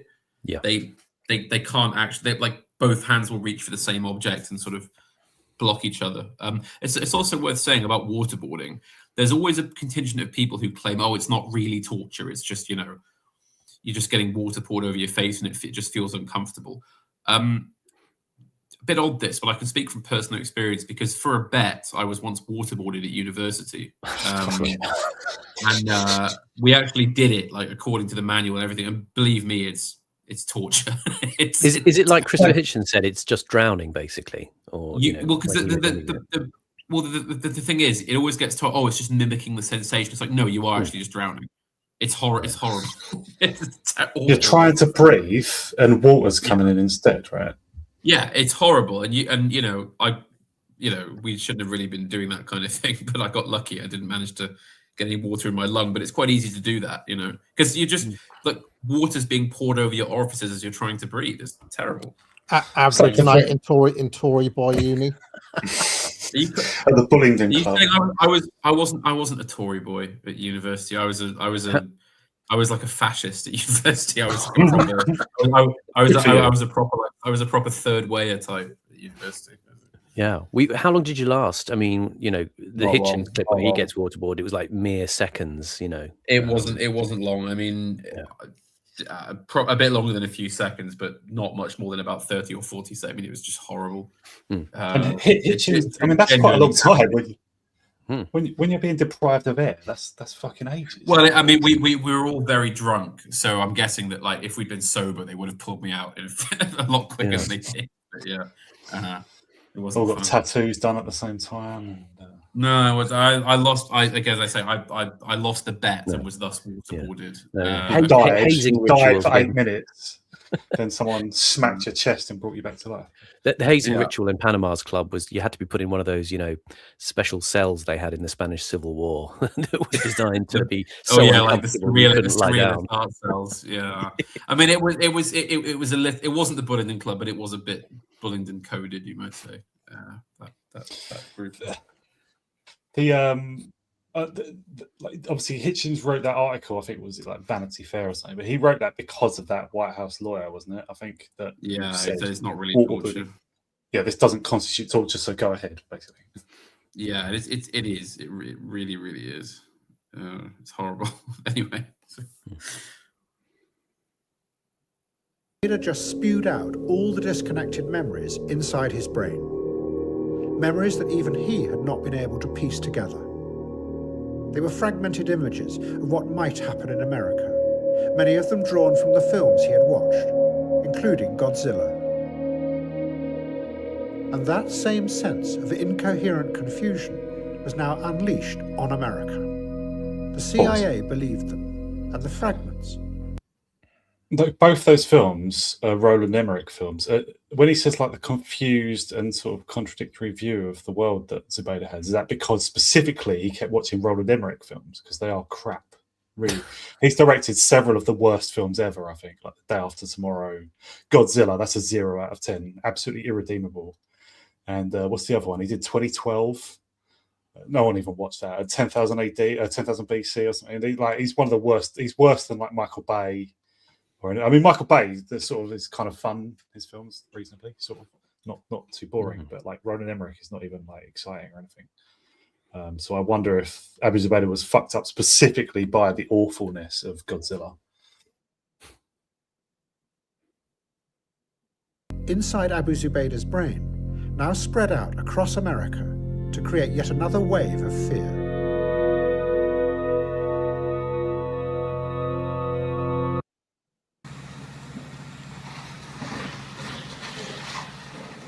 But there were more and more people who were beginning to realize that out in the margins of Western societies, there was a growing anger and a total disillusion with the system. Because it offered hundreds of thousands of people nothing and gave their lives no purpose or meaning. I was brought up in a working class way, in a working class. Just to say that footage, that strange footage there of the burning car was filmed in Easington Colliery in County Durham. It's about 10 miles from where I was born. And I have to say, I kind of just knew when I first saw the clips of this, I just knew it was the northeast of England that was being shown there, because there's something about the kind of, Curtis making a point here, I think, about this sort of anguish that's going on in the country, but it takes these forms of very dark, solitary protest. And I mean, I don't know the story behind the burning car, but there's something just very bleak about, you know, you see that little sort of, like, you could tell from the architecture that the houses are, you know, it's up in the northeast somewhere, and there's just this sense of a people who are kind of, they're not marching on the streets, they're not holding placards, they're just sort of turning inward and doing these very dark, violent things without any explanation. It's just something connected for me. Background. I were lucky, I were good at school, I were academically minded, I were quick, I could make people laugh, you know what I mean? I could do things, I could... Is it just me, or is the style of this bit reminds me of Trainspotting or something? Just the way that music was. Just this character with that music in the background was like... It's some mid 2000s sort of scum documentary, you know. Let's laugh at the povos on Skint or something. It's a piece called Magpie by a band called Dark Arts, apparently, but I couldn't find the documentary. But yeah, it's got this kind of grungy, racy, dark feel about it. Was that like Embrace Life or whatever? What was that? Anyway, yeah, Choose Life. Yeah, Choose Life. Yeah, exactly. Chat and still got on with my work. Most people couldn't do that. This is actually how Simon used to talk. Yeah. There were people genuinely who were fantastic with working with their hands, but the other 5 hours of the day they were just miserable. It's just not set up to cater for working class lads who are that way inclined. There's just no end goal, there's no end point, there's no path. There's just get on with it is the main phrase that you hear constantly, and that messes with your mind after a while. Dominic Cummings worked as a political advisor for the Conservative Party. But he believed that all politicians, left and right, had completely lost touch with the people they were supposed to represent. Are we going to get a bit of... because this was an idea that the liberal establishment was obsessed with for a while, that Dominic Cummings was like a kind of Svengali mastermind. And there's like the single-handedly responsible for Brexit, things like that. Go on. Well, just, I mean, AA, you always talk about, you know, elite management and kind of consent manufacturing, and I've always never been able to understand via the elite theory why they didn't just absorb Dominic Cummings, because his entire thesis is we can keep the current system going if you just pretend to listen to the concerns of the people in it. Like, don't be. Yeah, he's like it's like a more intelligent government where he's like, don't be Jack Straw sitting there talking about tolerance and all the. Well, they did absorb. They did absorb him. They did Brexit. They got Brexit done. They put Bojo in, and then during lockdown he was a pain in the ass. And they got rid of him. Well, yeah, because he's saying but. It's like they didn't go far enough. It's like, hang on, you can have your managerial utopia if you just go a little bit further, if you just play the game a little bit more. And and as you said, they got rid of him, and now he's on Substack writing about overthrowing the system and sort of doing this sort of William Pitt / Bismarck type social revolution. It's like he's not on our side. He never will be. He's another. No, he's man. not. I'm going to stand up for Dom. I think because he's from your part of the country, right? Yeah, exactly. He's from the northeast as well. Northeast lad, got to stand up for. I mean, I take the points people make because there's a lot of baggage now that comes. I mean, I look at Cummings. I sort of did quite a bit of reading of his stuff actually, and I'm sort of changing my position a bit on him. I think there's a lot in which he's been kind of memed into a kind of gargoyle of the technocrat. I notice when sort of searching for stuff, a lot of YouTube videos come up with Cummings pulling some ridiculous face, and as AA says, he's kind of being positioned as some kind of dark Svengali figure. I think he's actually onto interesting stuff. I think it's actually better to read what Cummings says than to bother with like Nick Land and his cyber gothic theory fiction stuff. I agree with you there. Yeah, I think with Cummings, if you could strip out, like with Curtis in a way, if you can strip out what you think his positions are and your reflexive kind of feelings about them and focus on the method that they're talking about of reaching a view of reality, then I think he becomes very interesting. I think it's understandable with things like, the Koof and stuff where, he essentially supported the regime of lockdowns and all of that, that we don't like. but nonetheless, I think he does actually have a very interesting analysis, certainly of the state of inertia that affects British governance. And I mean, I looked at quite a lot, and I've got sort of probably quite a bit to say about him. Maybe we should just go on a little bit further and see. But I think he is making very real points about the chronic disorganization and ineptitude at the heart of our systems that are worth listening to.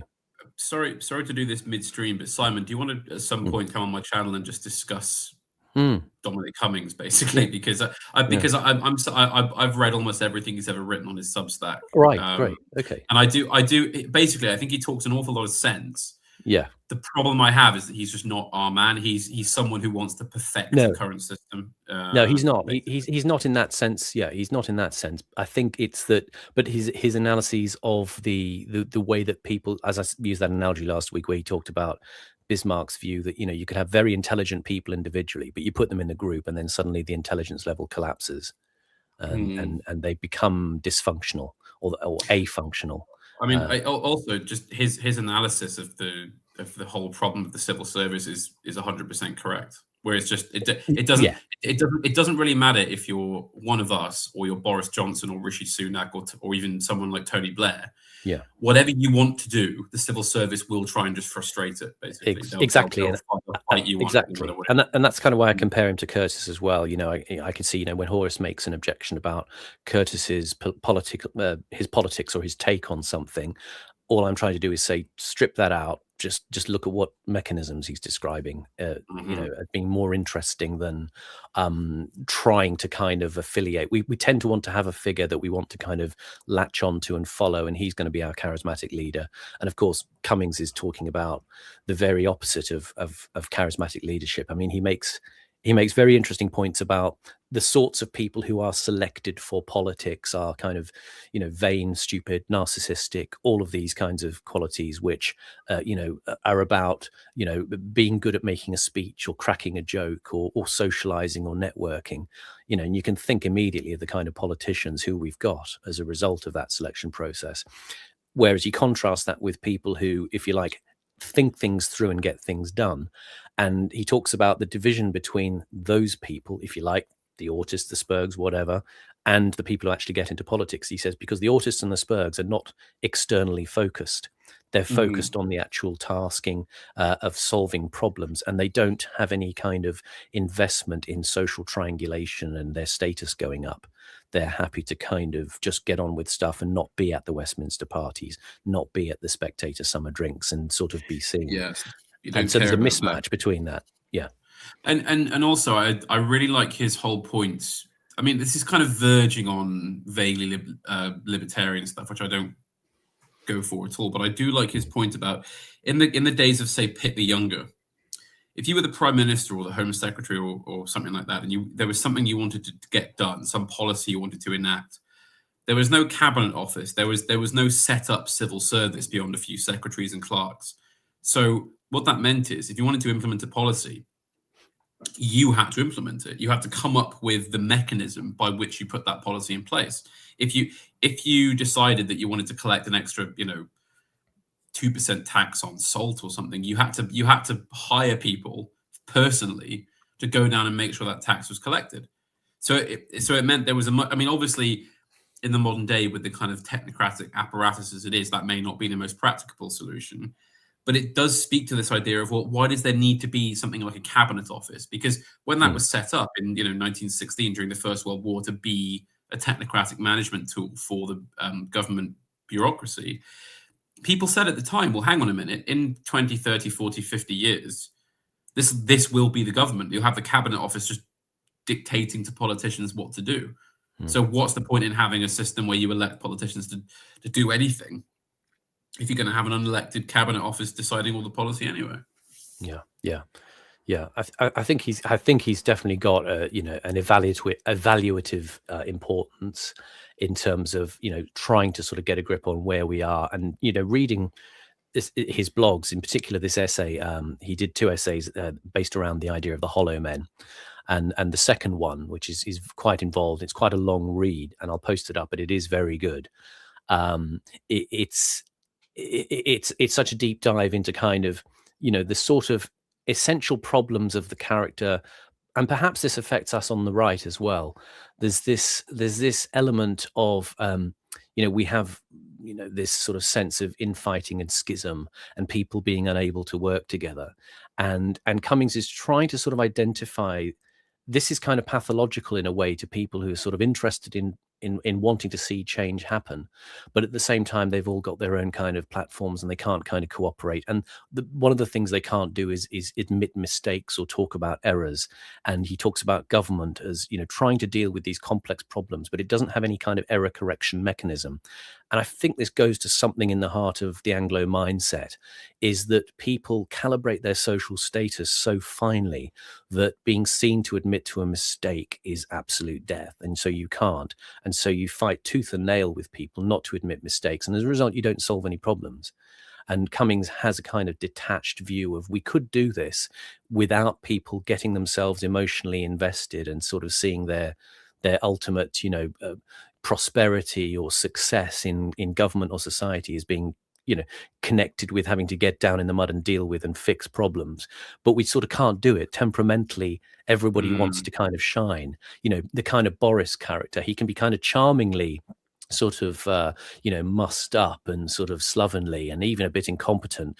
But that's read as a kind of authenticity of character. And that's kind of what we've settled for. And we don't. Go on, it tracks back to AA's point last week when we were watching the stuff about Putin, where it's like, well, what you need, I mean, okay, maybe you can have this kind of theatrical, left-wing, right-wing, blue-red culture war type stuff at some lower level, but ultimately you need Putin. You need someone that can just be the government. And the problem with the civil service regime is that they're not the government. They don't actually act in national interest. They act for their own interest. So this whole problem of, well, everyone wants to shine, everyone wants to have their say, everyone wants to do this or that in regards to some topic of the week. Where's the government? Where is your autocrat just saying, I don't care how it looks, I don't care what the perception is, I don't care how I come off in terms of political personality, I just want to be the government, the autocrat, the actor, Yeah. Until you have that, you haven't got government.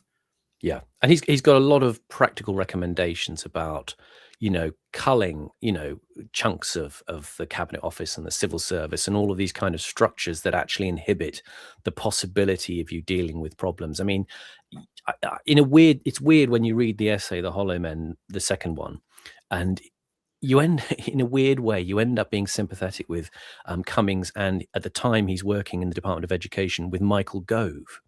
And Cummings is talking about, from day one, it's a constant firefight of chaos that's prompted by the sort of rogue agents and elements within the department briefing the media. And he's talking about walking into Gove's office and the TV on in the background, and there's a headline saying Gove does X.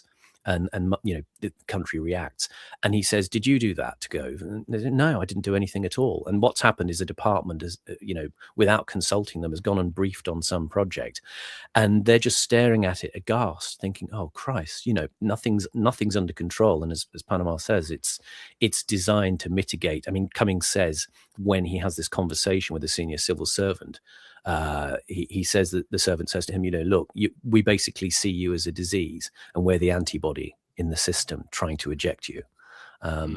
So there is a sort of maddening level of almost designed, or just by fait accompli, incompetence and resistance to change, which Cummings is trying to sort of systematically break down and address how you might.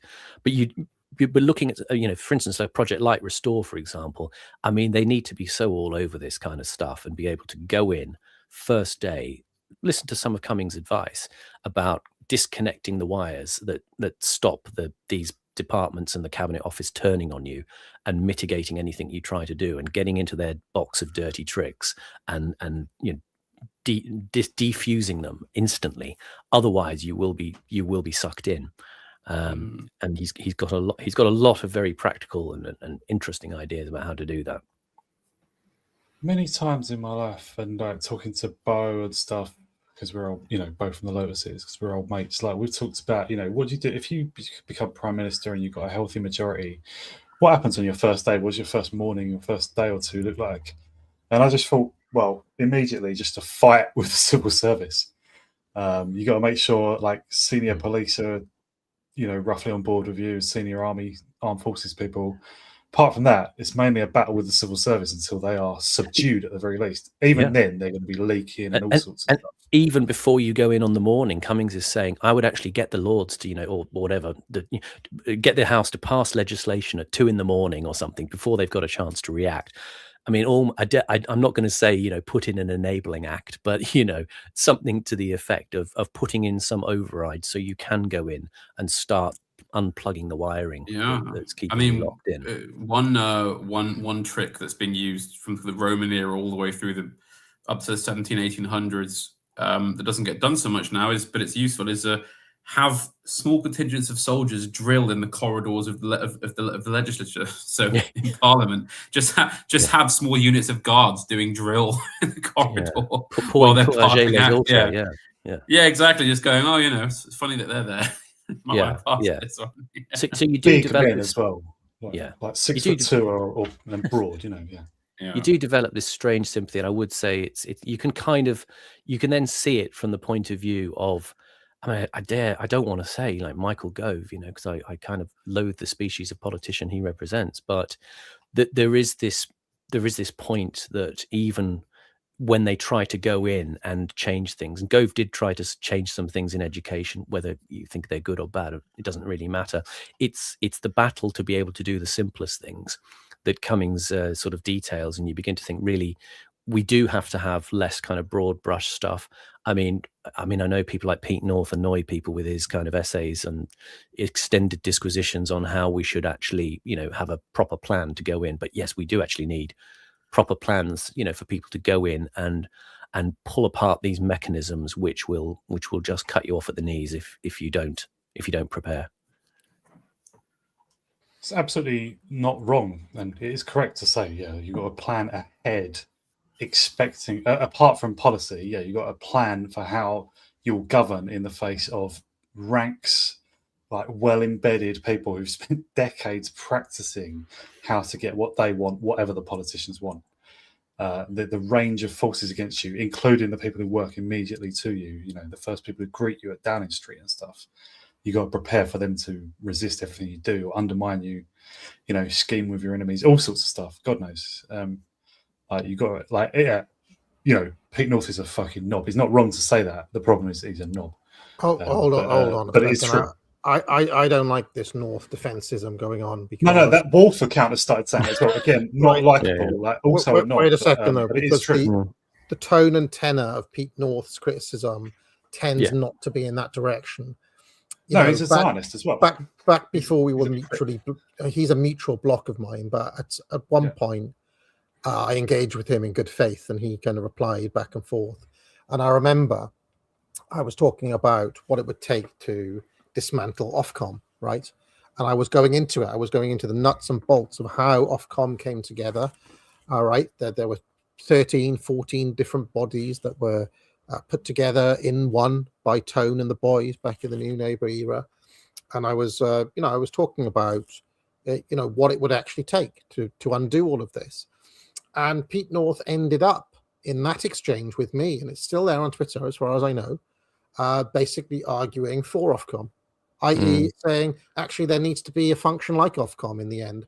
So it's like, when push comes to shove, Pete North is actually working in defense of many aspects of the status quo, which he then justifies as being vital parts of the machinery of state. Yeah, but is he? But is he wrong? He's not. Well, it's the point. His arguments taken to the ultimate extent end up defending the thing you want to be able to disconnect. And the only sort of defense of him is that, yes, you do need to have a critical appraisal of the structures that you're attempting to kind of gain power over.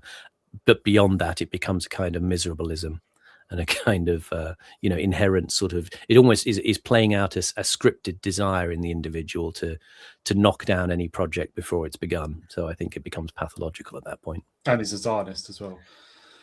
On the Boris point and on the authenticity point, this is also a problem, right? and it speaks to why the right went for Boris, or the rightoid, should I say, and why the right also went for Trump, is because they're looking for system disruptors rather than men of good character. And they're thinking, well, Boris is a maverick, therefore he may be maverick enough to upset the apple cart. And the Trump is a maverick, therefore he may upset the apple cart. In Trump's case, that has actually ended up being true, but in the most catastrophic way imaginable. But it has, I mean, he has upset a lot of apple carts. You can't take that away from him. But he's also a man of extremely low moral fiber and a low character. And Boris Johnson is a man of known bad character. And in fairness to the system, they did point all of this out for you. They said, like, look, this is a guy who's a serial love rat in the case of Boris, who was, kids with 5 different people, who, can't keep down a relationship, who's a fuck up in his personal life. He can't turn up to meetings on time and so on. Trump was a multiple time D4C and all these sorts of things. And we would, everybody just was prepared to turn a blind eye to all of those things on the hope and a prayer that this would be the one to break the system. You know what I mean? Yeah. And now try saying, oh, well, we need men of good character, which includes having a stable marriage, or includes, and that those are not, even in the context of today, I still don't, any attempt to get back to that is shouted down by the Pete Norths of this world.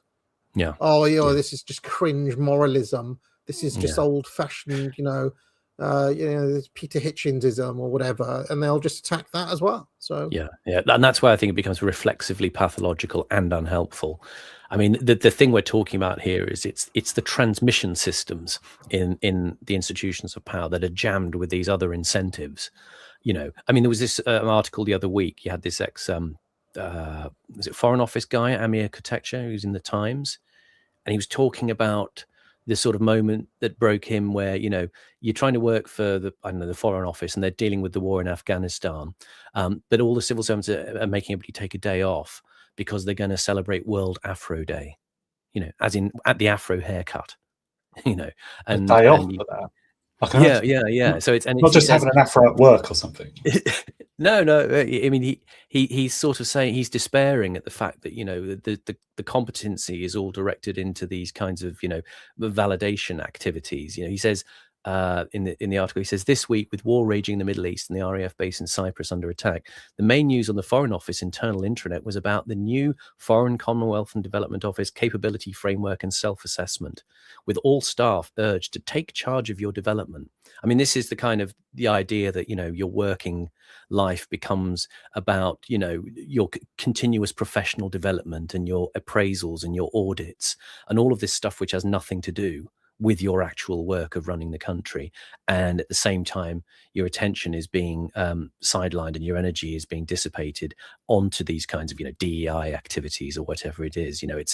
It's increasingly dominated by this stuff. I mean, a friend of mine sent me a little video thing that his workplace, I mean, he works in a sort of regional, sort of charity type thing, and you get these kind of pseudo drama training scenario videos, and he sent me this one that there was going around currently about how do you deal with the issue of trans toilets, and then you have to do a questionnaire afterwards to sort of answer the dilemmas posed in the video, and of course you've got to give the quotes right answers in order to conform with the managerial attitude about how to deal with these kind of particular DEI issues. And this stuff is still going on in the sort of grunt level training of people in institutions. They're still being sort of oriented towards this rubbish instead of the job, which is again Cummings' whole point. And all of it strongly approved of by the Tories over the last 15 years. Yeah. Lads, I've just realised we're 1 hour 43 into this episode. We haven't even reached the chairman yet. Chairman She. Oof. My goodness. But it's been a good chat. Cummings came from the northeast, and he had seen the disillusion and the anger that had been growing there. This is the street that Simon grew up on, of course. Simon Roberts came from the northeast. Ours wasn't as nice as that. You don't know the meaning of the word poverty. A wave of factory closures in the late 1990s. The Labour government had insisted that there was nothing they could do in the face of what was called globalism. That was Simon's bedroom. But Cummings wanted to find a way to... I bet you had an indoor loo when you were growing up. When I was growing up, the loo was outside. Well, there were about 3 indoor loos, yeah. So I just want to pick up something Adam Curtis said. I don't think Blair and co ever called what they were doing, or what they were sort of acceding to, globalism. They called it globalization, right? Global forces. Like globalism is supposed to be the ideology of those who drive, well, global government usually. You know. Yeah, he's making a retrospective, statement. He's calling it globalism rather than. I think Tony Blair always talks about global. Well, around that time, it was always globalization. That's different. Globalization, which is an impersonal force outside of our control that's happening anyway. You're right to make that distinction. Blair says we can't fight this. You know. But I want to go back to hammering the Zuma hat, Horace. When I was growing up, we had a tin bath that we had to drag out. There was a rag and bone man who'd come down the street where I'd have to buy my clothes.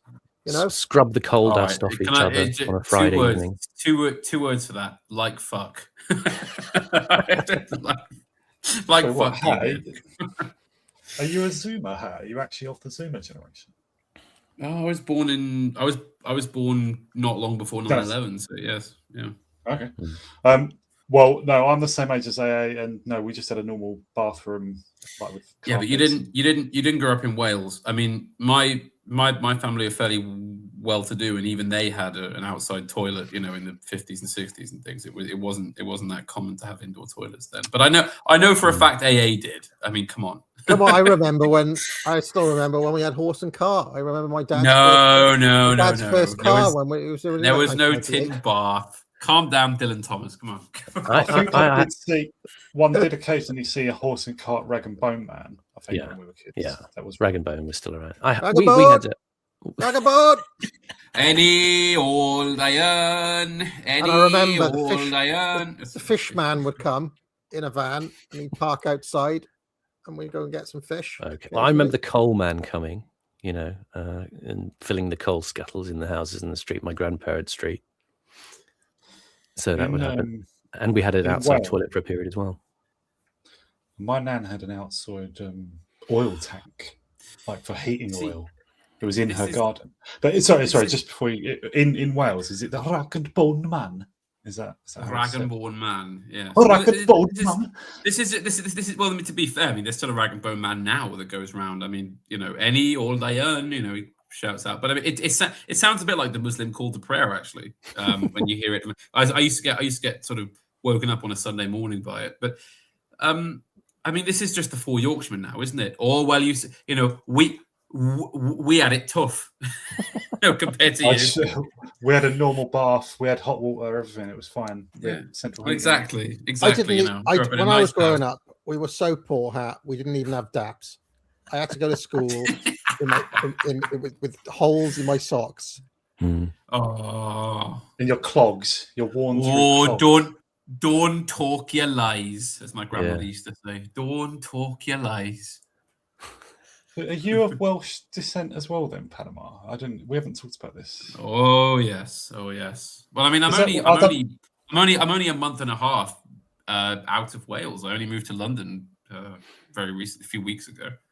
I was a month and a half on foot because you walked. No, a month and a half. But you were living in Wales. Okay, sorry. I grew up. I was born in Hampstead. My mother's Welsh. I was born in Hampstead, and I moved back there as a kid, and then grew up in Wales, and then came back to London recently. Just so you know, I have also been to Wales. My dad's from Wales. I've been to Wales a lot, like Pembrokeshire. So I know Wales. That's not really Wales. That's not really Wales. No. Pembrokeshire. There's an old there's an old document from the time of the Civil War where King Charles wrote to his ministers asking for their opinion on the loyalty of the peoples. And the Minister for Wales wrote back saying, "Well, Your Majesty, it is generally considered that the Welsh are His Majesty's most loyal and true subjects. with the exception of the people of Pembroke, who are for the most part Saxons and bastards. Right, I've heard. Yeah, there's some phrase or something about Pembroke. It's called England beyond Wales or something. Yeah, there's like loads of English immigrants from there from centuries past. Yeah, so It's true. It's true. Just one last thing I'm going to mention for now from the Cummings blog, but I think it's relevant. He does a little bit of looking back at the history of the 19th, early 20th century, and he talks about the sort of crises in Europe that followed the sort of revolutions of the 1840s, and between the 1860s and the 1870s, the British government wasn't kind of prepared for things like the German reunification and so on, and he talks about the succession of crises that came after that, World War I, World War II, Suez, and the serial incompetences of British governments, their inability to prepare, to plan, to have these error correcting mechanisms, or as Curtis talks about in this series, the ability to predict things happening, like the fall of the Soviet Union, things like that. But he says, interestingly, in this one paragraph about Suez, he says, after our next disaster, Suez, the Conservative Party made another grand historical error. It begged to join the European community, seeking in membership a way to avoid thinking about hard problems. After botching the attempts to join, we gave France whatever it wanted as an entry fee, and then spent the next 30 years handing over more and more power because those in charge could not think of anything else to do. And that's kind of like a classic Curtis line.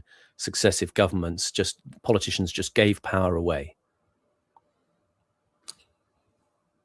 Looking back over my shoulder, you can see that look in your eye. I never dreamed it could be over. I never wanted to say goodbye to the EU, that is, to the EU. Remake. I mean, it is. It was basically just a losers' club. I mean, it was every country that had lost out in the war joined it, and then in the 70s we joined it because we were finally losing out. That was, but it's funny I say that because I'm now very in favor of sort of Mosley-style European integration. I want basically the European megastate to fight America and China. So. Did you know that Go on, Horace. Go on. Well, in the referendum debate in 1975, Oswald Mosley was slightly there at the fringes of the debate, and he was given a column in the Spectator to argue for the EU once. Oh, the Spectator used to be so good. I can't believe how far it's fallen. Can I just say, in defence of the EU, yesterday, Spain, France, and Italy, Meloni, Macron, and Sanchez, from three different ideological tendencies, right, in European politics. Meloni from the quote-unquote far right, Sanchez from the quote-unquote far left, and Macron from the neoliberal centre establishment. And yet all three of them had the same position on the Iran war and Trump. I thought it was a glorious moment in European history. And immigration.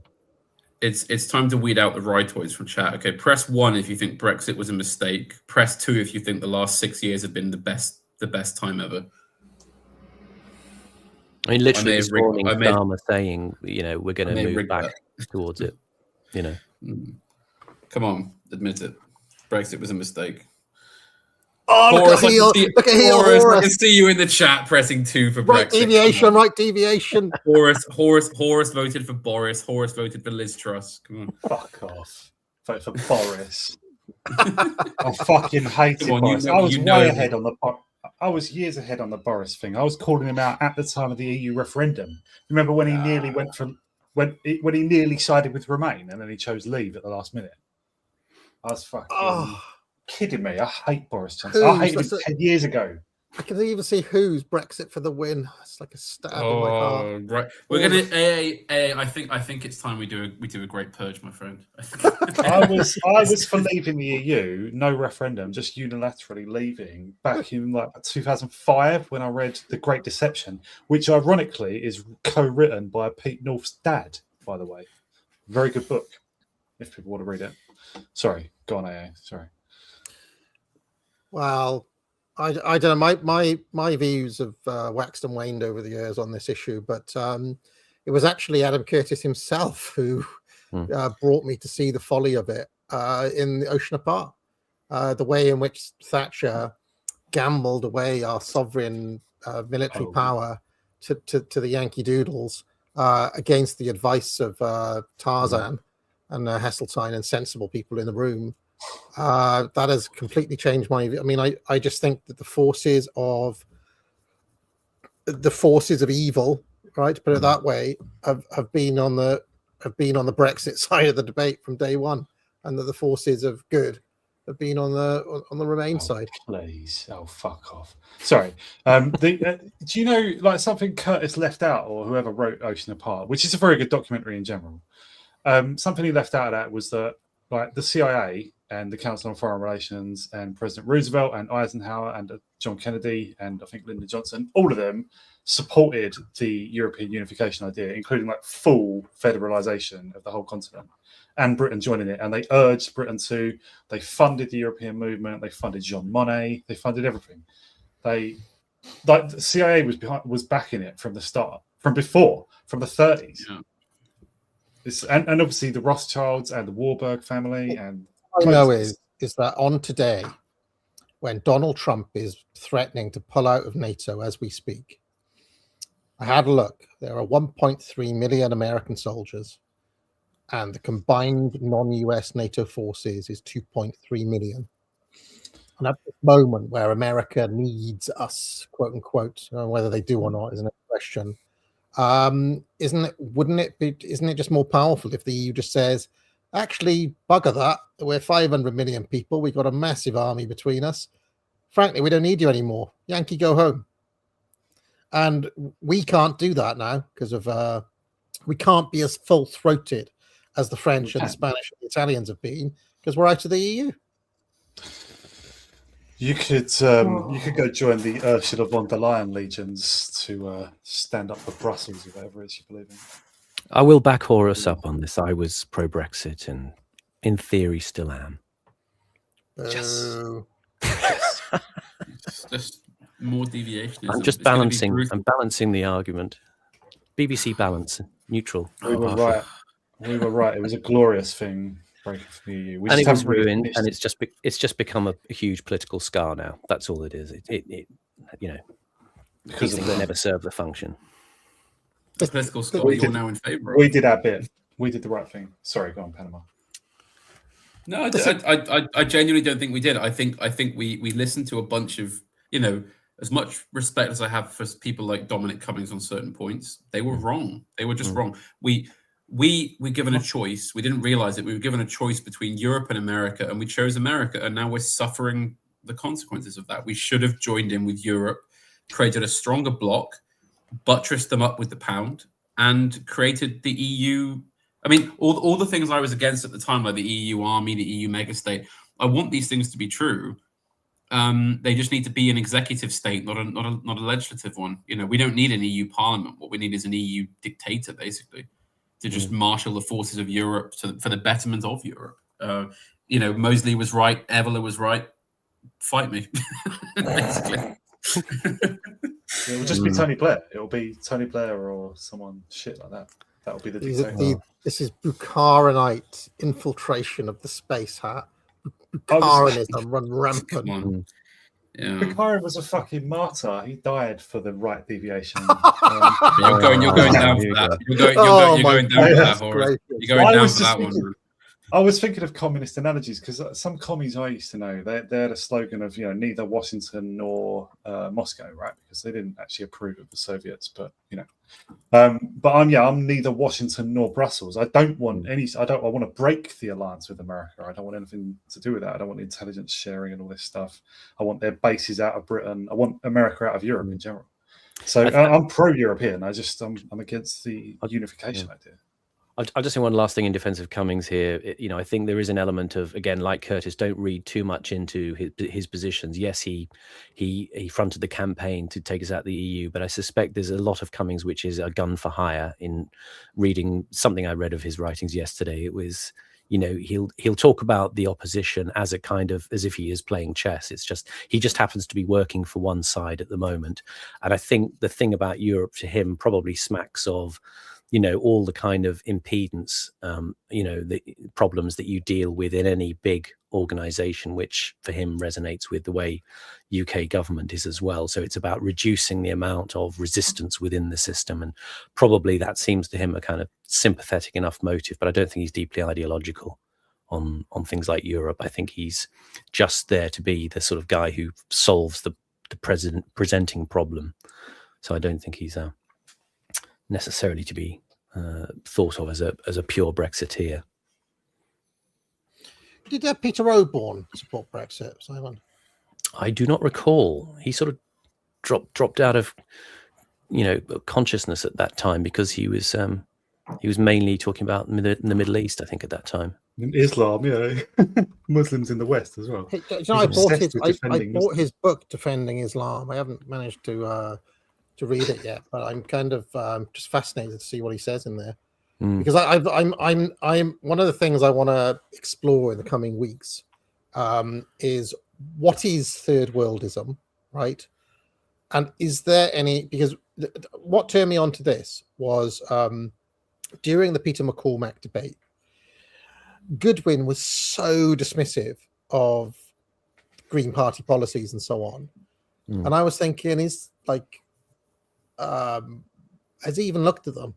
What's it all like? What is his reflexive dismissal based on? And I read the Lenin's Imperialism not that long ago, so it's kind of been ringing around. And Caleb Morpin has talked about capitalist imperialism being a kind of seek and destroy mission, where they look for pockets of growth outside itself and then just destroy it. So if you think about Iran, they're literally hitting now core infrastructure and factories and things like that. But if you have a look at Iranian trajectory before this war, they had been on the opposite trajectory to the West, i.e. they had industrialized further, they'd had productivity growth, they had manufactured things that they couldn't manufacture previously. Same is true in Russia, same is true in China, and the quote-unquote imperialist powers, or the imperialist center, America, hates this and actually seeks to destroy it.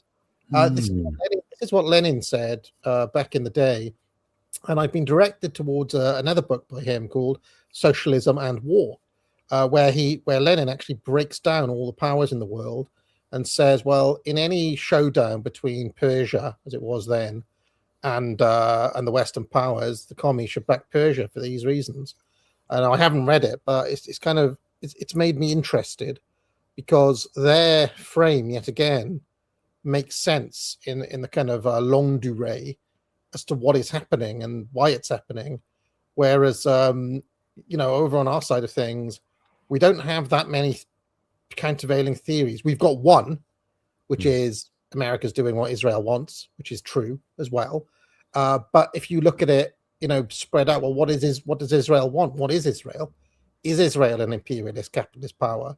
And Netanyahu came out earlier on and said, actually, we are. He actually made the statement, we're doing this for the Greater Israel Project in a speech earlier on today. So I am now interested in, what is, quote unquote, does third worldism have any meat on the bones?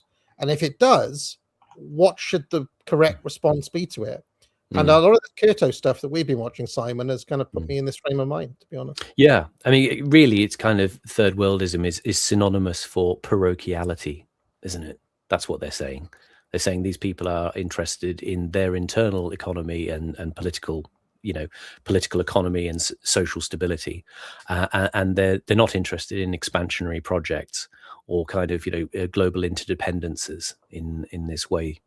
And so we're going to dismiss them with. I mean, I think a lot of this schism that I've seen on the right about third worldism essentially does boil down to snobbery. There's people who as you say, they deem the sort of concerns of the people to whom Hannah Spencer appeals to as demotic, low gutter politics, but in a sense, it is responding to issues people want to see addressed, and why shouldn't politics be about that to some extent? But then we talked about going along, Simon, to a Green meeting. Yeah. And then unfortunately we saw them dancing with it looked like a kind of YMCA gay club. What do we do about that? How are we going to deal with that? We could get down to Prowler in Soho. If you know Soho, you know what that is, and get some leather goods and front up. Oh, you can't beat them, join them, is what you said. Just lean into it. Wait, sorry, how does that help with the Green Party infiltration though? That's just something else. Yeah. So, do you know what I mean? Their aesthetics are such that the aesthetics of the Green Party are such that they are actively repulsive to the likes of us. I mean, they didn't hold back on that little display, did they? I mean, it was. Yeah, that was because the Village People and YMCA was more like suggestively, like the actual guys who were in YMCA, the Village People. I don't think they were actually gay, or one of them was, or something. It was obviously pitched at like gay clubs, I guess, but it was like, but this was like what I saw with the Greens thing. I saw just like a still image of it, but it's like proper, like almost like bondage gear or something. It's like proper let me show you what we're talking about. I'll show you like sexual stuff, Like, I have to say, it did make me think of the Royal Navy of old. It was a kind of rum sodomy in the lash, as to how it was looking. I'll just show you what we're talking about, because it's we missed out on this. I mean, I'm wondering if is it done deliberately just to be like as off-putting as possible for normal. You know what I mean? Let me just show you. It's kind of an angry defiance of a shit test sort of protocols of social normality. Yeah, it's way beyond the Village People. Yeah. Village People was kind of fun. It was like kind of just a fun song, like it's a bit camp, but Yeah. Look how at home Zach Polanski is there. Like he's obviously he's danced with these guys before. Look. Yeah. There is mates. There is like weekend buddies. So we're not going is the short answer. Well, I mean, are the local branches like that? Like, are we going to have to? If they've got a knitting circle, we might turn up. I'm going to be going to the British Communist Workers' Party. I'm not going to go to this. I mean, fucking right. Yeah, it's a pint of bitter. Dimpled pint of bitter, social conservatism, end of immigration because it puts wages to the workers down. That's where I'm going to be. You can go to your smoking party. Smoking fags, not being fags, and so on. And so on. Let the workers smoke. Yeah. But what you mentioned about sort of like there's like a defiantness, Have you seen sometimes like leftist protests will descend into a bit of a rave, like someone brings a sound system and stuff. I've seen this happen before, and it's like and they're like dancing, but still with that kind of like political fierceness on their faces. Yeah. Like Zach Polanski there, he's like, I'm fucking raving against the system. Do you know what I mean? It's like, fuck, Jesus Christ. Yeah, well, that's the difference, I guess, with the left is they very much are fixated on the libidinal economy of politics, getting in touch with desire, not through consumerism, but through this kind of sort of previously taboo sexual expression. And good luck to them, I say. But if you're not into this, you're really stiff and staid and like starts you. That's my whole brand, is being stiff and staid.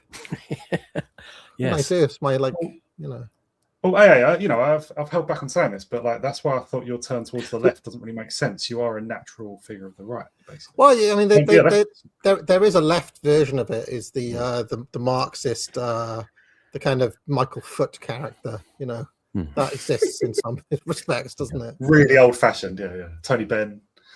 Yeah, exactly. But this is, the people who are sort of loudly declaring their libertarian credentials on the British right. Well, this is what they're for. These people are free. They're free to do whatever they want. I'm not talking about you, Horace. I'm not being I'm thinking of other people who are sort of pushing a more libertarian line at the moment, which I think really needs to be considered. It's okay, you're free, and they're free to do this, and that's fine if they're free to do that. But then they kind of want to take that further in a way, I think, as a social program, and that's, I think, where it gets a bit difficult. What was that 90s song? About free. Do what you want. That's Rosella. Yeah. It's just called free, isn't it? There's so many of them, you know. But that music is made for people on ecstasy, I'm sure, in clubs, dancing like this, especially gays. You know, obviously that song will have been played in every gay club, I'm sure. There was also Freed from Desire, wasn't there, by Gala? Remember that one? No. Yeah, I wanted to write a whole essay about that. But that's the opposite. That's freed from Mind desire. and body purified, freed from desire. She's actually enlightened. She's ascended above desire. So that's good. And I have to say, I was disappointed with darling Hannah Spencer for her whole escapade here. Not so much appearing on stage with them, but the paucity of her creativity while she was actually up there. Did you actually see what she did while she was on stage? Let me just show you another clip here. She'd take a call. Take a business call. He's ready to make host normal again. Right, wait until Spencer comes in. This was very disappointing for me, and it reminded me of at WrestleMania 5. Right, you'll like this. At WrestleMania 5, they brought in special guest MCs. Run DMC, right? Run DMC. And when Run DMC came on, they came to the ring. You know, you were expecting a rap maybe, or maybe they might do It's Like That, or, you know, cut a few bars. And literally, the three of them just staggered around the stage going, yo, yo, yo, yo, yo, yo, yo, yo, yo, yo, yo, WrestleMania. Come on, crowd, say WrestleMania, WrestleMania. It is one of the worst guest appearances of all time. At WrestleMania is the appearance of Run DMC, and that was at Trump Plaza, believe it or not. So anyway, let's have a look at what Hannah Spencer does here.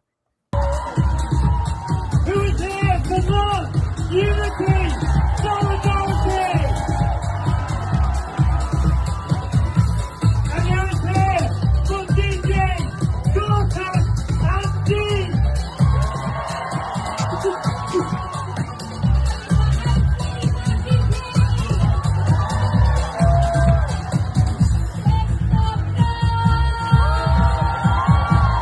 So she just said, make some noise, and now let's see the chant that she leads.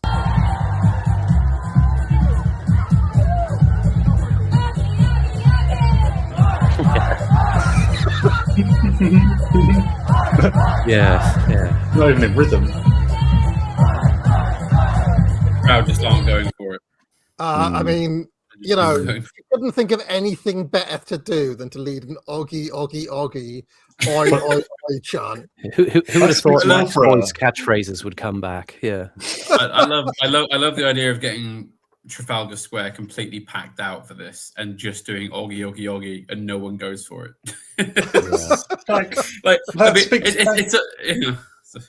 No, go on. Well, it amazes me having, you know, recently moved to London, how easy it is to miss all this stuff. I mean, all the stuff with the Jewish ambulances, all the Green Party stuff, all the looting, just missed it. Like it just doesn't occur on a local level. It's all a bit GB News. Oh, you know, bloody woke gangs raiding the shops, you know, type stuff. If you just live a normal life in London, you'll just miss half this stuff. Anyway, I have a Peter Oborne Brexit update, by the way. Oborne had been a very strong Brexiteer back in the day, but then in 2019 on a website called Open Democracy, he wrote, so I argue as a Brexiteer that we need to take a long, deep breath. We need to swallow our pride and think again. Maybe it means rethinking the Brexit decision altogether. So he's right. He turned against Brexit after 4 years. After 3 years, yeah. In the words of Harry and Paul, why can't the government just admit they got it wrong? You know, like the bankers, the bonuses. Exactly. Is Hannah Spencer a natural blonde, or what? Or is that dyed? Or... I don't know. I think she's kind of strawberry blonde, sort of gingery blonde, slightly. Not naturally. Spencer. Here we go. Blonde. Oh, I would. Here we go. No. She is naturally blonde. She is naturally blonde, according to herself. She says, "I have fine, naturally blonde hair," says Hannah Spencer herself. Here we go. Here's more Horus deviationism. You know, simping, horny posting. Only in a sexual sense. Not like I don't. Only in in any way. I don't grant anything. I don't grant anything. You don't respect her at any level, then. That's absolutely fine, then. You know. But I was going to say, like, I like her more that she's not at home on the mic, because being at home on the mic is essentially a sort of like cosmopolitan globalist kind of thing. You know, like being at ease in that ridiculous situation. Why is it? Like, what are they fucking doing? It was actually good that she was a bit awkward in that moment, is what you said. Because like she hasn't departed so far from her nature. Zach Polanski obviously doesn't have the same nature. You know, the guy to the right of them dancing, I suspect, was not even gay. I think he was just hired. He's just doing a good job. He's just paid to look gay. Yeah, he's just an actor. It's just like, can you just dance as gay as possible? And he just puts his all into every job. You know, next day he's playing a brickie in The Bill or something. Anyway, so Adam could Curtis challenge these new forms of unaccountable power. And the way to do that, he believed, was by using complexity theory. See that? Is that the Angel of the North there? Yes. You don't see that much anymore. There was a massive fuss made of that, but I feel like I haven't seen it in like 10 years. Is that still a thing? Still there. All right. I guess it's, they're just not... they're not pushing the kind of regional powerhouse kind of agenda. That was heavily pushed as like an icon for a period, wasn't it? Yeah, because Newcastle kind of weathered the storm a bit and did okay, you know, as regional cities goes, and especially in the northeast where it's otherwise pretty bleak.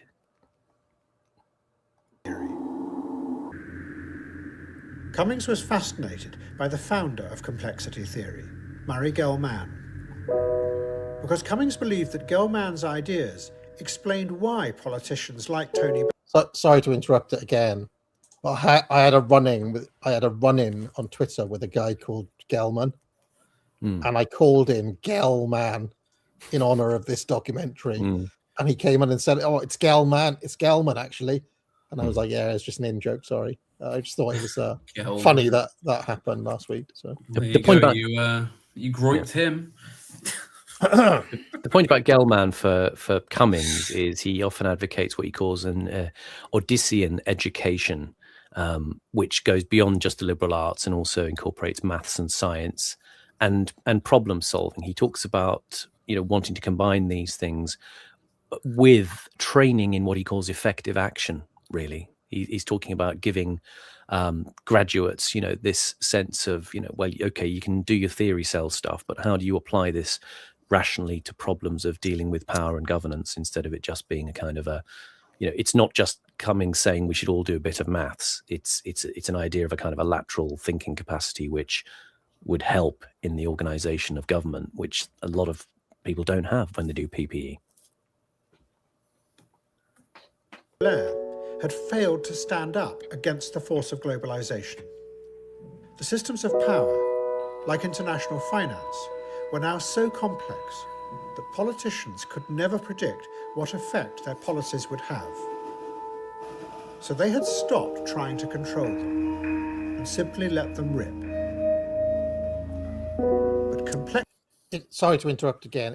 If Adam Curtis has a single idea, it is that one that he just said, that last sentence, Simon. You know, over all his work, we've basically reviewed all his documentaries at this point. I would say that is the single overarching thesis from his very early work to now. Could you just re-articulate that for me? Because I was actually just looking at a bit of my notes at the moment he spoke. So he said, you know, that financial institutions were now so complex and now so global that the people in power no longer have any control over them. Yes. At all. So they have no political will. They're just going to let stuff happen. That is basically the number one Curtisian idea, I would say. His number one thesis. Yes. I mean, this is something he talks about again. The interview around this time was, you know, what happened in China is, you know, Deng Xiaoping was kind of very opposed to, you know, being obsessed with ideology, and he wanted to substitute out people's kind of polarizing ideological struggles for money, and that was kind of in keeping with the sense of Hayekian thought in the West, monetarism between Thatcher and Reagan, and giving people the focus on that instead of the problematic social and political schisms that come out of focusing on ideology. It was just simply to get people, in a kind of headspace where money became the neutral metric for the value of everything. You saw this in labor and its kind of happiness indexes. Everything became an indice of the happiness that you could buy with money. And that was, again, a repetitive part of Curtis's thesis. And Cummings, when he looks at this sort of world as well, he says something very interesting in his blog. He says, about one of the problems is, he says, for example, sucking a huge proportion of the cleverest and most expensively educated people in the world into high-frequency algorithmic trading, in which, for example, advanced physics is used to calculate relativistic effects that bring nanosecond trading advantages, is an obvious extreme mismatch between talent and priority.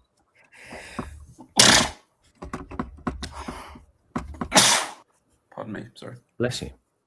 Sorry, I meant to mute then.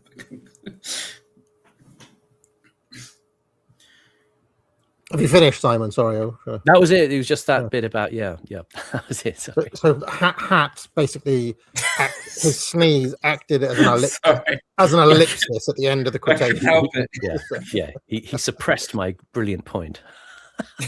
Capacity theory, he believed, would allow you to understand and control these new forces. Because if you looked at the world as a series of complex systems, you would find that there were underlying patterns. It's a very simple point, but very important one, I think, about sheer complexity. If you look around at social networks, physical networks, mental networks, they consist of complicated, non-linear, and independent systems. In these networks, properties emerge from the interaction of lots of different agents. You can't tell what's going to happen just by looking at a single agent. So, for example, if you look at ant colonies, you have lots of interacting ants, and from this you have emergent behaviors like farming, slavery, and war that you can never predict from a single ant. The extreme complexity means that prediction is extremely difficult even over tiny timescales.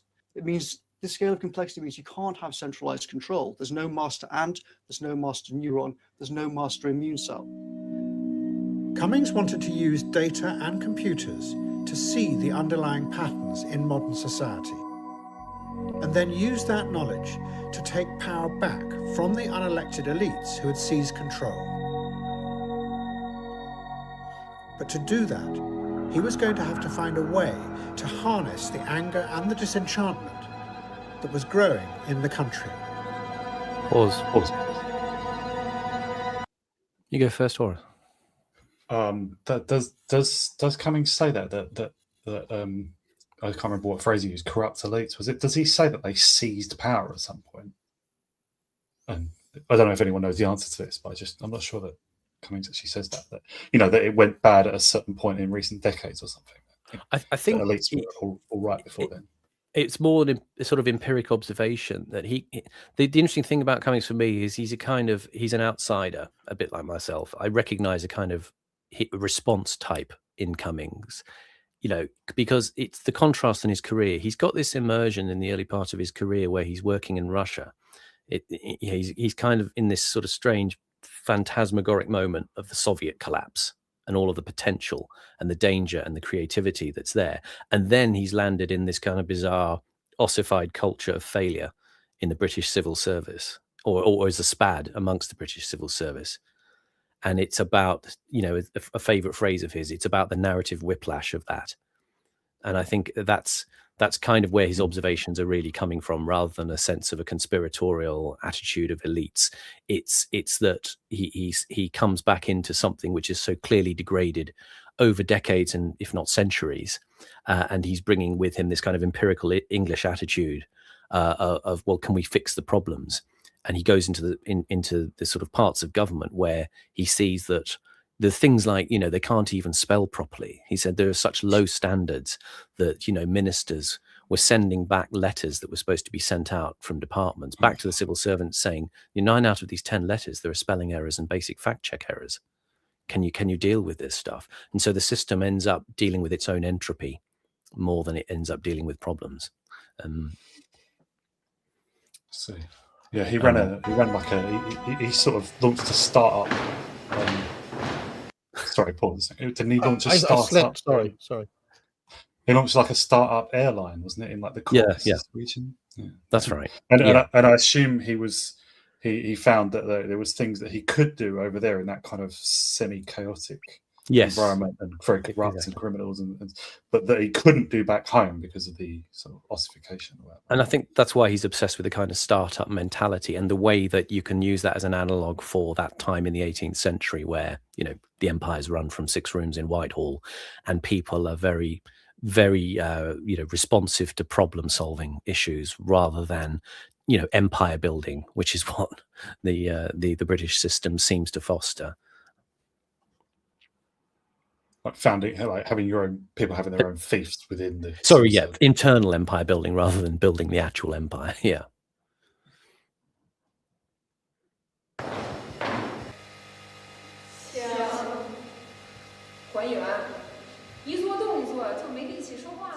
But Cummings was not alone. Across the world there was a growing feeling that politics had completely lost touch with the people and was therefore losing its power to hold society together. In China, the children of those who had led the Cultural Revolution were now in power.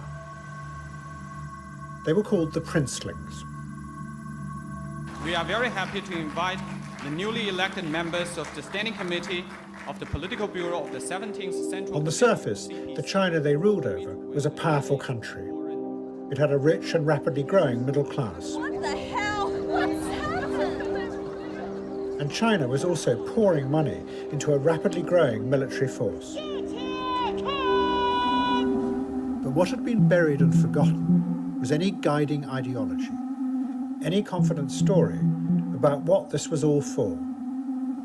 Instead, money had filled the void, and that now seemed to be dissolving the bonds that held society together.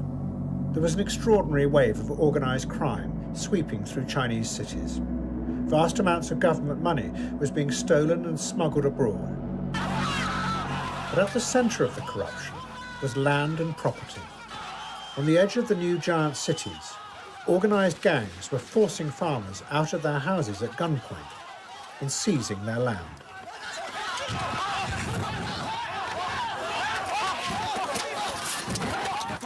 What's happening is quite literally a massive land grab. Those with political power or money and political connections are doing everything they can to take control of land. And the reason is very simple. Today in China, land is extremely valuable. It's in demand for all sorts of things. Sorry to pause it again. I've got a question. And maybe Simon, as an actor and someone who studied media and so on, you might have an answer. When they do pieces to camera like this, why do they do that thing where they're walking towards the camera and talking? They love walking towards the camera and talking. This is like a BBC documentary trope. Why is it done, in your view? Don't know. I can only imagine it's that they want to set up the shot that the cameraman wants. Then they'll get the presenter to, sort of come face up to the camera, and then he'll walk backwards to get to a sort of a starting point while he's doing his spiel. So it times so that he ends up, near to the camera when he finishes, and it gets a nice kind of framing. That's all I can think. It feels more natural to have the movement. If someone's just standing there, it doesn't feel quite right. You know how in Seinfeld they always go to the fridge and steal some water or cereal or something. It's always easier to have an actor doing something than just standing there. A bit of business. Yeah, a bit of business. Conversational, as if you're walking in the park together. Yeah. Just to show, there was a bit of VT footage there of a sort of clash that was going on just before. There was actually quite violent disputes in China over land in the early 2000s. That was a bit of an incident that happened in a village called the Shengyu, where basically the party, because land wasn't owned by anybody other than the party wanted about 70 acres of village land, and there was a sort of little bit like before the enclosures, there was a sort of social attachment to the idea of the common land. and there were conflicts between this power plant that wanted to move in and take this 70 odd acres of land, and the villagers who resisted. So what happened, you found, was that the criminal elements that were, you know, hired by the people behind the project, and elements of party officials paid about 300 guys to turn up with weapons and start killing people. And there was about 6 people killed and 100 odd people sort of injured in that particular incident, which you cannot find the video record of anymore, other than in this documentary. There was a video out about it. It was a local farmer who filmed the incident as well, but the Chinese very much kind of suppressed mention of this particular incident, because essentially it was sponsored by the state, that, you know, they would hire these thugs to go in Peking, I'm going to say, to go down to this village and smash the place up. And a few people got caught and put in prison and so on. But it accomplished the purpose they wanted. And you remember all those kind of memes in the early part of the century where the government was, you know, building around, you know, one tiny little hut or village, you know, house, you know, in the middle of a motorway or something like that. There was a very aggressive policy to shift people off land. Justly so. How dare they get in the way of the chairman's plans of progress? Okay, I'm a right deviationist on that as well. I just remember, like, I guess we're going to come on to this, but around this time, I was reading The Economist I think it's like monthly, is it, or weekly? I can't remember, but I was reading The Economist a lot. And they cover the whole world. Like that magazine covers news from all over the place, like even obscure places as well. And they covered China a lot, obviously. And I was reading Justin Raimondo at antiwar.com as well. He covered China a lot. And like it was a constant theme for many years that somebody needs to get a hold on the Chinese state, I guess, or it was called corruption, but what it was really was like the central government, I guess, had like lost a lot of regional control, and like regional governors or city governor, you know, like, or the party supremo in this place or whatever, they'd created their own fiefs, right? And they were free to do a lot of stuff. Like this may not have come from the central government, I don't know, it may have, but like a lot of city governors, for instance, or city party bosses or something, were free to do a lot of stuff, including just like terrorizing people off their land, stealing stuff, taking people's wives, maybe, I don't know, just making themselves billionaires in some cases. And there was thereafter, around the time Xi Jinping was beginning to make himself at least the most prominent candidate, I'm not sure if he'd got in by then, but he led the charge against that. And it meant like quite a lot of people went to prison, some were executed as well. And he was kind of the countervailing. I don't know if he had anything to do with this though, maybe he's a brutal guy as well, but part of his rise to power was cleaning up just all this sort of irregular and like terroristic and gangsterish behavior through the state, through the party. It feels like it was very much, it was kind of winked and nodded at and allowed to proceed as a kind of carrot and stick approach. You would let, as you say, these local corrupt party officials get involved with organized crime, try to create their own little sort of fiefdoms, and that violence would ensue, and then the government would kind of step in to kind of, sort of do a lot of tutting and pull things back to normality. But it, the kind of the essential aggro, the violent action to clear people off land had been done, and then control was reestablished. Just before we carry on, remember we were talking about the walking towards the camera and talking. Have you noticed that there's a British politics, like there's a politician version of this? Starmer does it. Rishi Sunak did it. In fact, they all do it, which is Keir Starmer is walking with a clipboard. He's walking with a folder. He's walking with purpose with a clipboard. You notice that they do that a lot as well. They're purposeful walking with kind of high tempo music underneath. Yeah. They like that as an action shot as well. Well, it's interesting what Curtis actually does. I don't know if people noticed, there was when in the Cummings section a few frames back, there was a shot of a camera sort of like what looks like from the back window of a car going, retreating down a street. And there's going to be a similar shot coming up in a moment of a street, of a road in China, and like a view from a car. And what Curtis has actually done is he's played both of the shots backwards. They're actually shots from the front of cars going forward on a street, and he's reversed them. You can actually see there's little telltale signs that if you actually slow the footage down or have a look at the footage, you can see people actually walking backwards. And he's using it as this kind of idea of it's a literal retreat from the future. You know, these ideas about the future, you know, are devolving as they happen into this kind of chaos, and that's just a motif he's using there. So you've got the contrast with what you're saying there about, you know, this sort of idea of thrusting progress and competency and leading us towards the visions of the new technocratic utopias, and Curtis is subtly kind of undermining it a bit by actually playing some of the footage backwards, but it's barely noticeable. It's only just occurred to me as well that the walking with purpose trope that has crept into a lot of these kind of videos, these TikTok videos that Starmer puts up, is on the same kind of ideological production line as like the opening of The Apprentice as well, isn't it? You know, The Apprentice starts, you know, you get that shot overhead of London, there's the gherkin, they go through the thing, and Alan Sugar is walking, and they're looking important, and he's walking. And now he meets the recruits, and they've got clipboards, and there's the guy next to him who's also important and walking. So very interesting. Anyway, let's go on. When we saw Donald Trump in Hypernormalization, he was always walking somewhere. He was always walking through his casinos or whatever, wasn't he? He looked like he's going somewhere. He's on his way to something important. It's always been a thing. I remember as well, like when Tony Blair and George Bush were in power, like they would always, I mean, it's obviously set up so the cameras can only film from one angle. They were always walking straight on, both of them in profile. They were both in good shape at the time, you know, like both like looking. I mean, George Bush had a particularly macho bowl as well. Ridiculous, actually, like the way his shoulders hung. But like Tony Blair tried to match him. People commented on this at the time.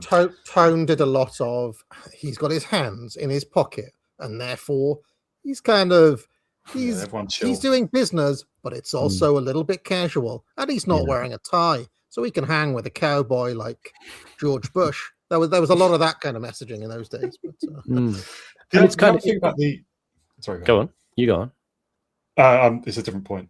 Go on. Oh, I was just going to say, just to add to that, I mean, it is just a sort of element of, you know, political PR in the age of the moving image. I mean, you think back to, you know, previous decades, you know, when it was mostly through still image photography.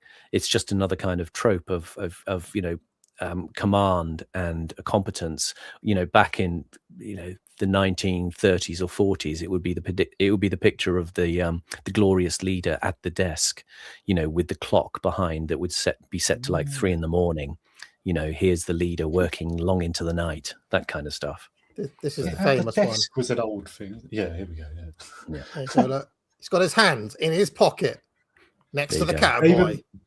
He's approachable. The facial expression is curated a little bit as well, isn't it? It's like sort of like a bit quizzical, but sort of it's not like lost, you know. It's like, anyway, the strolling towards the camera as you present a program thing.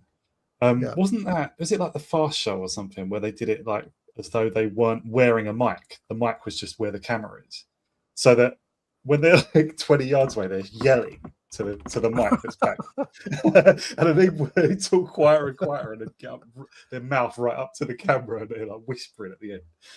It's just it was like a funny illustration of how that must be done in real life. You know? For housing developments like this one, for factories, for shopping malls. Making money was never easier. What made the corruption so widespread was that under communism, no one was allowed to own land. All the land was owned by the party, which meant that hundreds of thousands of party officials were being bombarded by bribes and threats from organised crime, wanting to get the land.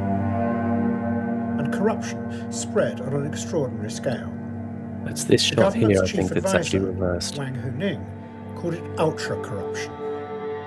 He said it was so extensive that it was hollowing out the whole political system on the road. She's actually walking backwards. That person was walking, doing Jamiroquai walks. The country, he said, risked fragmenting into the anarchy of the 1920s, when hundreds of separate areas were controlled by rival warlords. But one man decided he was going to make a stand against this. He was called Bourgelai. He was at the heart of the Chinese elite. Bo's father had been one of the leaders of the revolution with Mao Zedong. But in the Cultural Revolution, Mao had turned on Bo's father, and he was brutally beaten. And Bo's mother was killed mysteriously. Bo himself had been a Red Guard, but was sent to a labour camp for 5 years. But Bo now announced that he was going to bring back the dreams from that time. In 2007, Bo was made the head of the city of Chongqing. Chongqing was one of the biggest cities in the world. It had a population of 32 million people. And Bo decided to use the city as a laboratory for a giant experiment. He started to hold mass rallies in the city, which were broadcast live on television.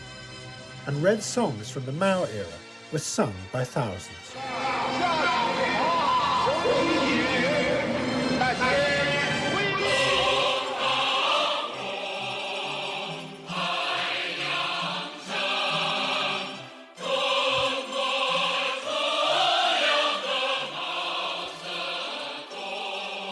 Bo said that the reason for the corruption in China was because there was no shared vision of the future, no aim or purpose other than money. And he was going to reawaken the idealism of the past. And he also passed sweeping laws to try and tackle the growing inequalities, subsidising housing and education. And Bo brought in a new police chief, whose job was to root out the gangsters who had corrupted every part of the city government and were still demolishing thousands of people's houses. Bo soon became famous, and he was seen as a future leader. He and his wife, a lawyer called Gu Kailai, became a glamorous couple. They, like many others of the Chinese elite, had a fascination for old England. Many of the estates being built for the new rich in China's cities were designed to look like an imaginary version of England's past. 我们这个会所就叫英伦会所啊，对，也是英式的，你看，英伦会馆一共8000平方米。Pause. It might be actually fun to cut away from this and have a look at some images. This is a place called Thames Town, which is part of in Shanghai. They had something called the One City, Nine Towns initiative, where about 25 years ago they started building these kind of themed towns.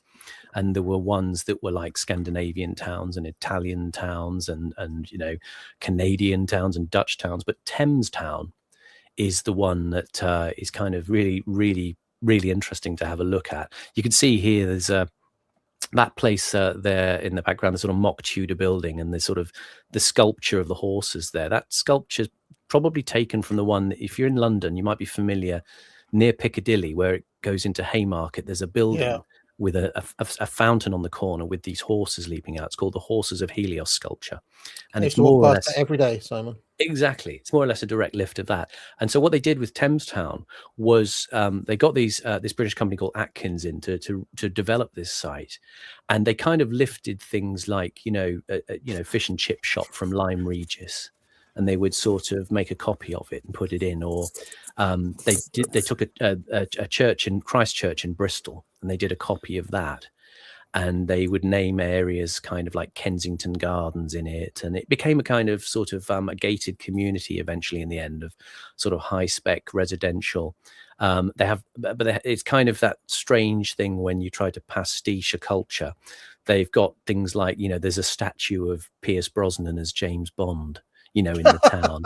There's a branch of Starbucks, and outside there's a statue of Winston Churchill, Oh, no. And they imported the Tory boyism. I don't know if you want to take any look at it, but at all. But this, if you do look at the images of Thames Town, it's a kind of fascinating, strange world. Little gander, shall we? Yeah, Thames Town, China. There's some of the Tudor houses. It's basically ripped off from bits of Chester. There's a place called Chester Cross, a street in Chester with lots of with Tudor buildings. It's a lot cleaner than actual England, isn't it? Yes, very much cleaner, very much less. The local branch of M&S doesn't get steamed by a gang of black school kids. Did they build an actual church there? Yeah. It's based on Christchurch, Wow. which is in Clifton Down in Bristol, and they just did a facsimile of it. Well, they got the red. But what's the red in the dot. church though? Yeah. What's inside the church? Well, a lot of the buildings are closed. This is the problem. They use a lot of it for wedding photography now, and you've got the old K2 telephone boxes there. All this kind of, and it's very interesting if you look through the pictures. There's that uncanny valley thing. It's kind of, you can see resonances with how an English street looks. At the same time, there's little kind of Italianate features or just things which don't quite gel. But some of the streets look, sort of, that could be like a posh suburban street. And See, if we were being very cruel, Simon, yeah, doing my infiltration of the Tory boys and the slop with the right side and the slop right, you could do a mean line in, look at what they've taken from you, look at what we've lost type of thing. But you could use this town to see how many of the sloppists would just unquestioningly retweet it before noticing that it's not actually England. You know what I mean? Very, very bizarre. Yeah, it's kind of, it's kind of like a combination of like Poundbury, if you've ever been there in Dorset. The town that Prince Charles or King Charles approved of, which was done with this very sort of clean, bits and pieces of quote trad architecture, and other bits of just kind of linking architecture, which comes from various European styles in between. So it kind of feels like English, but not quite. We could all just bugger off and go and live there, couldn't we? Just buy a house there and just live in the fake pastiche of England in the middle of China. Yeah. But if you go to this town, is there a Chinese takeaway there? Or what? They have a KFC apparently. There's a KFC, and there's an English pub, but it's closed. You can't actually go in. It's called the Nottingham Arms or something like that.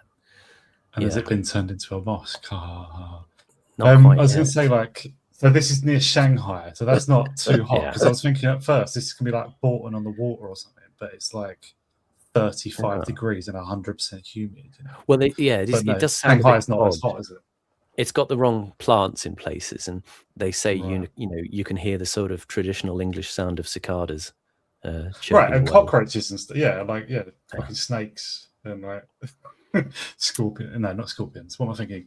Centipedes. There we go. Yeah, Lovely. but as I say, there's a number of these towns designed in various ways with kind of, there's ones that look very much like bits of Amsterdam and ones that look like bits of Germany, and there's a one that's an Italian one called Pujang, and the Spanish one. So in some countries, they'll have tourist things that are what's the word, like facsimiles of their own culture, but just created in a touristy place because people don't want to travel to the real thing.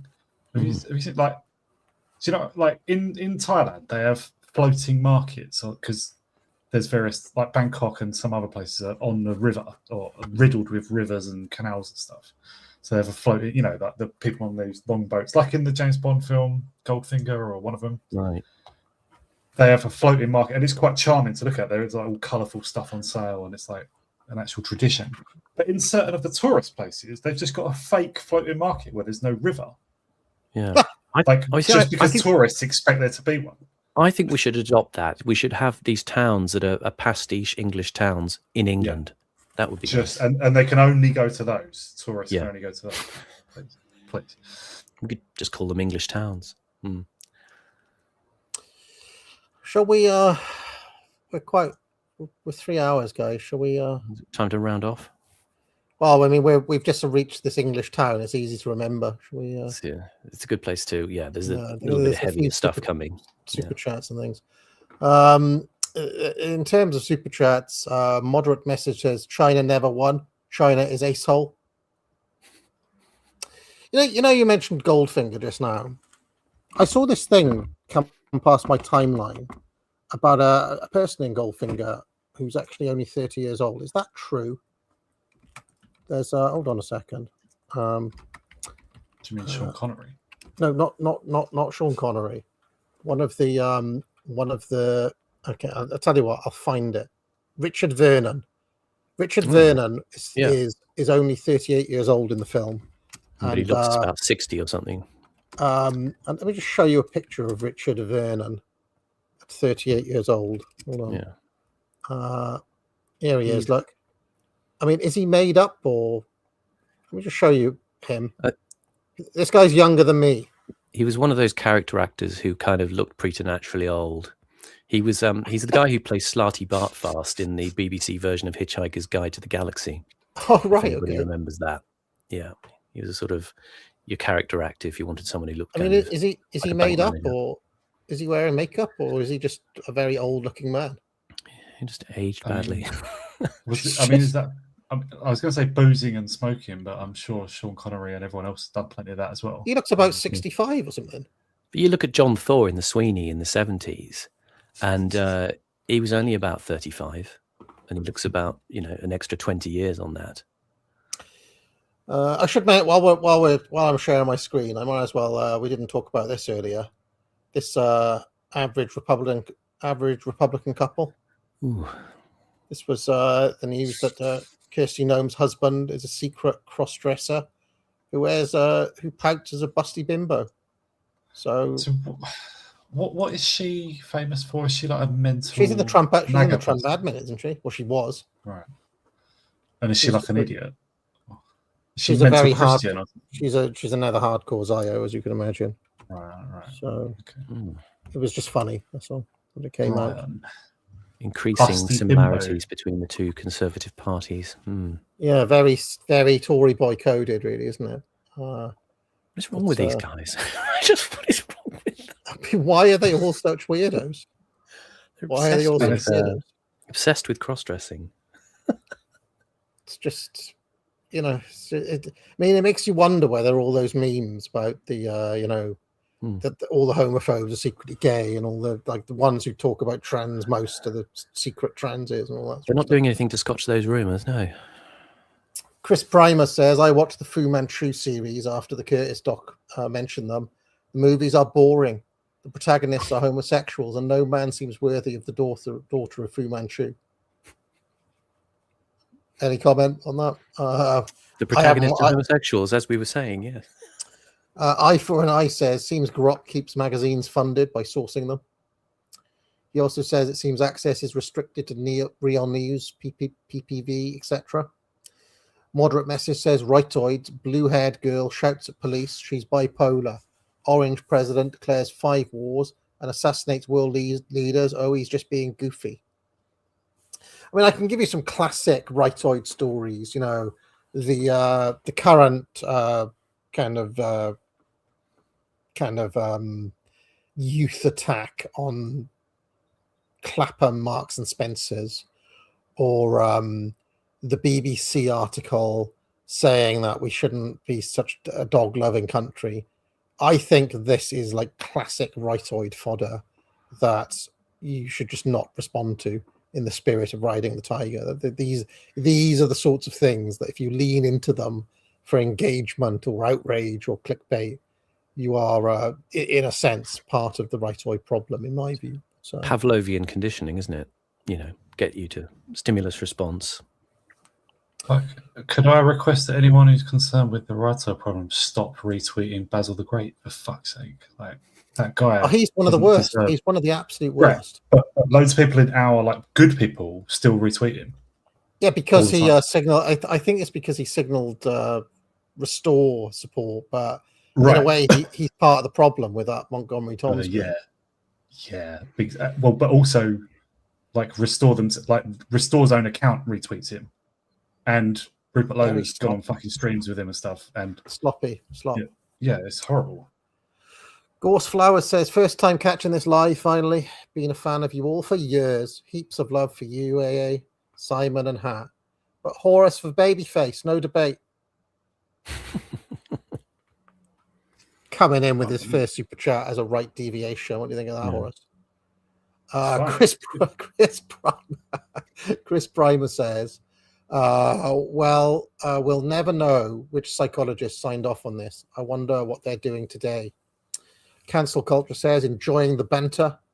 And Brulaham says, "AA, in your youth, did you get excited walking a ways towards the toilet, the outdoor toilet on Christmas mornings, to look into the sock nailed to the tree to see whether you got a persimmon or a pomegranate?" Pomegranate, such luxury. I would be lucky to have a tangerine, mate. Lucky to have a tangerine. A couple of nuts, one Brazil nut, one walnut. So, and that's it. Chocolate coins. Yet another successful week.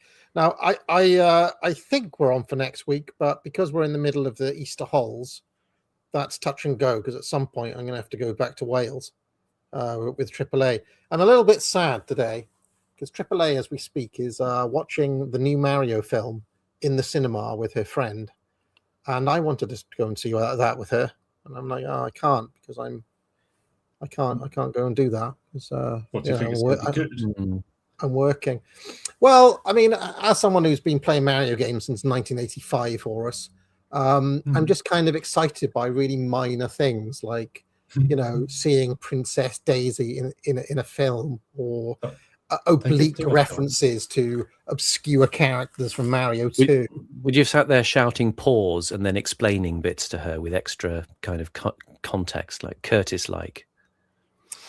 No, but I've been noting them in my head privately and smugly sensible chuckling to myself. Sensible chuckling. But I think they've brought back Wart, who is a very obscure character, the end boss of Mario 2.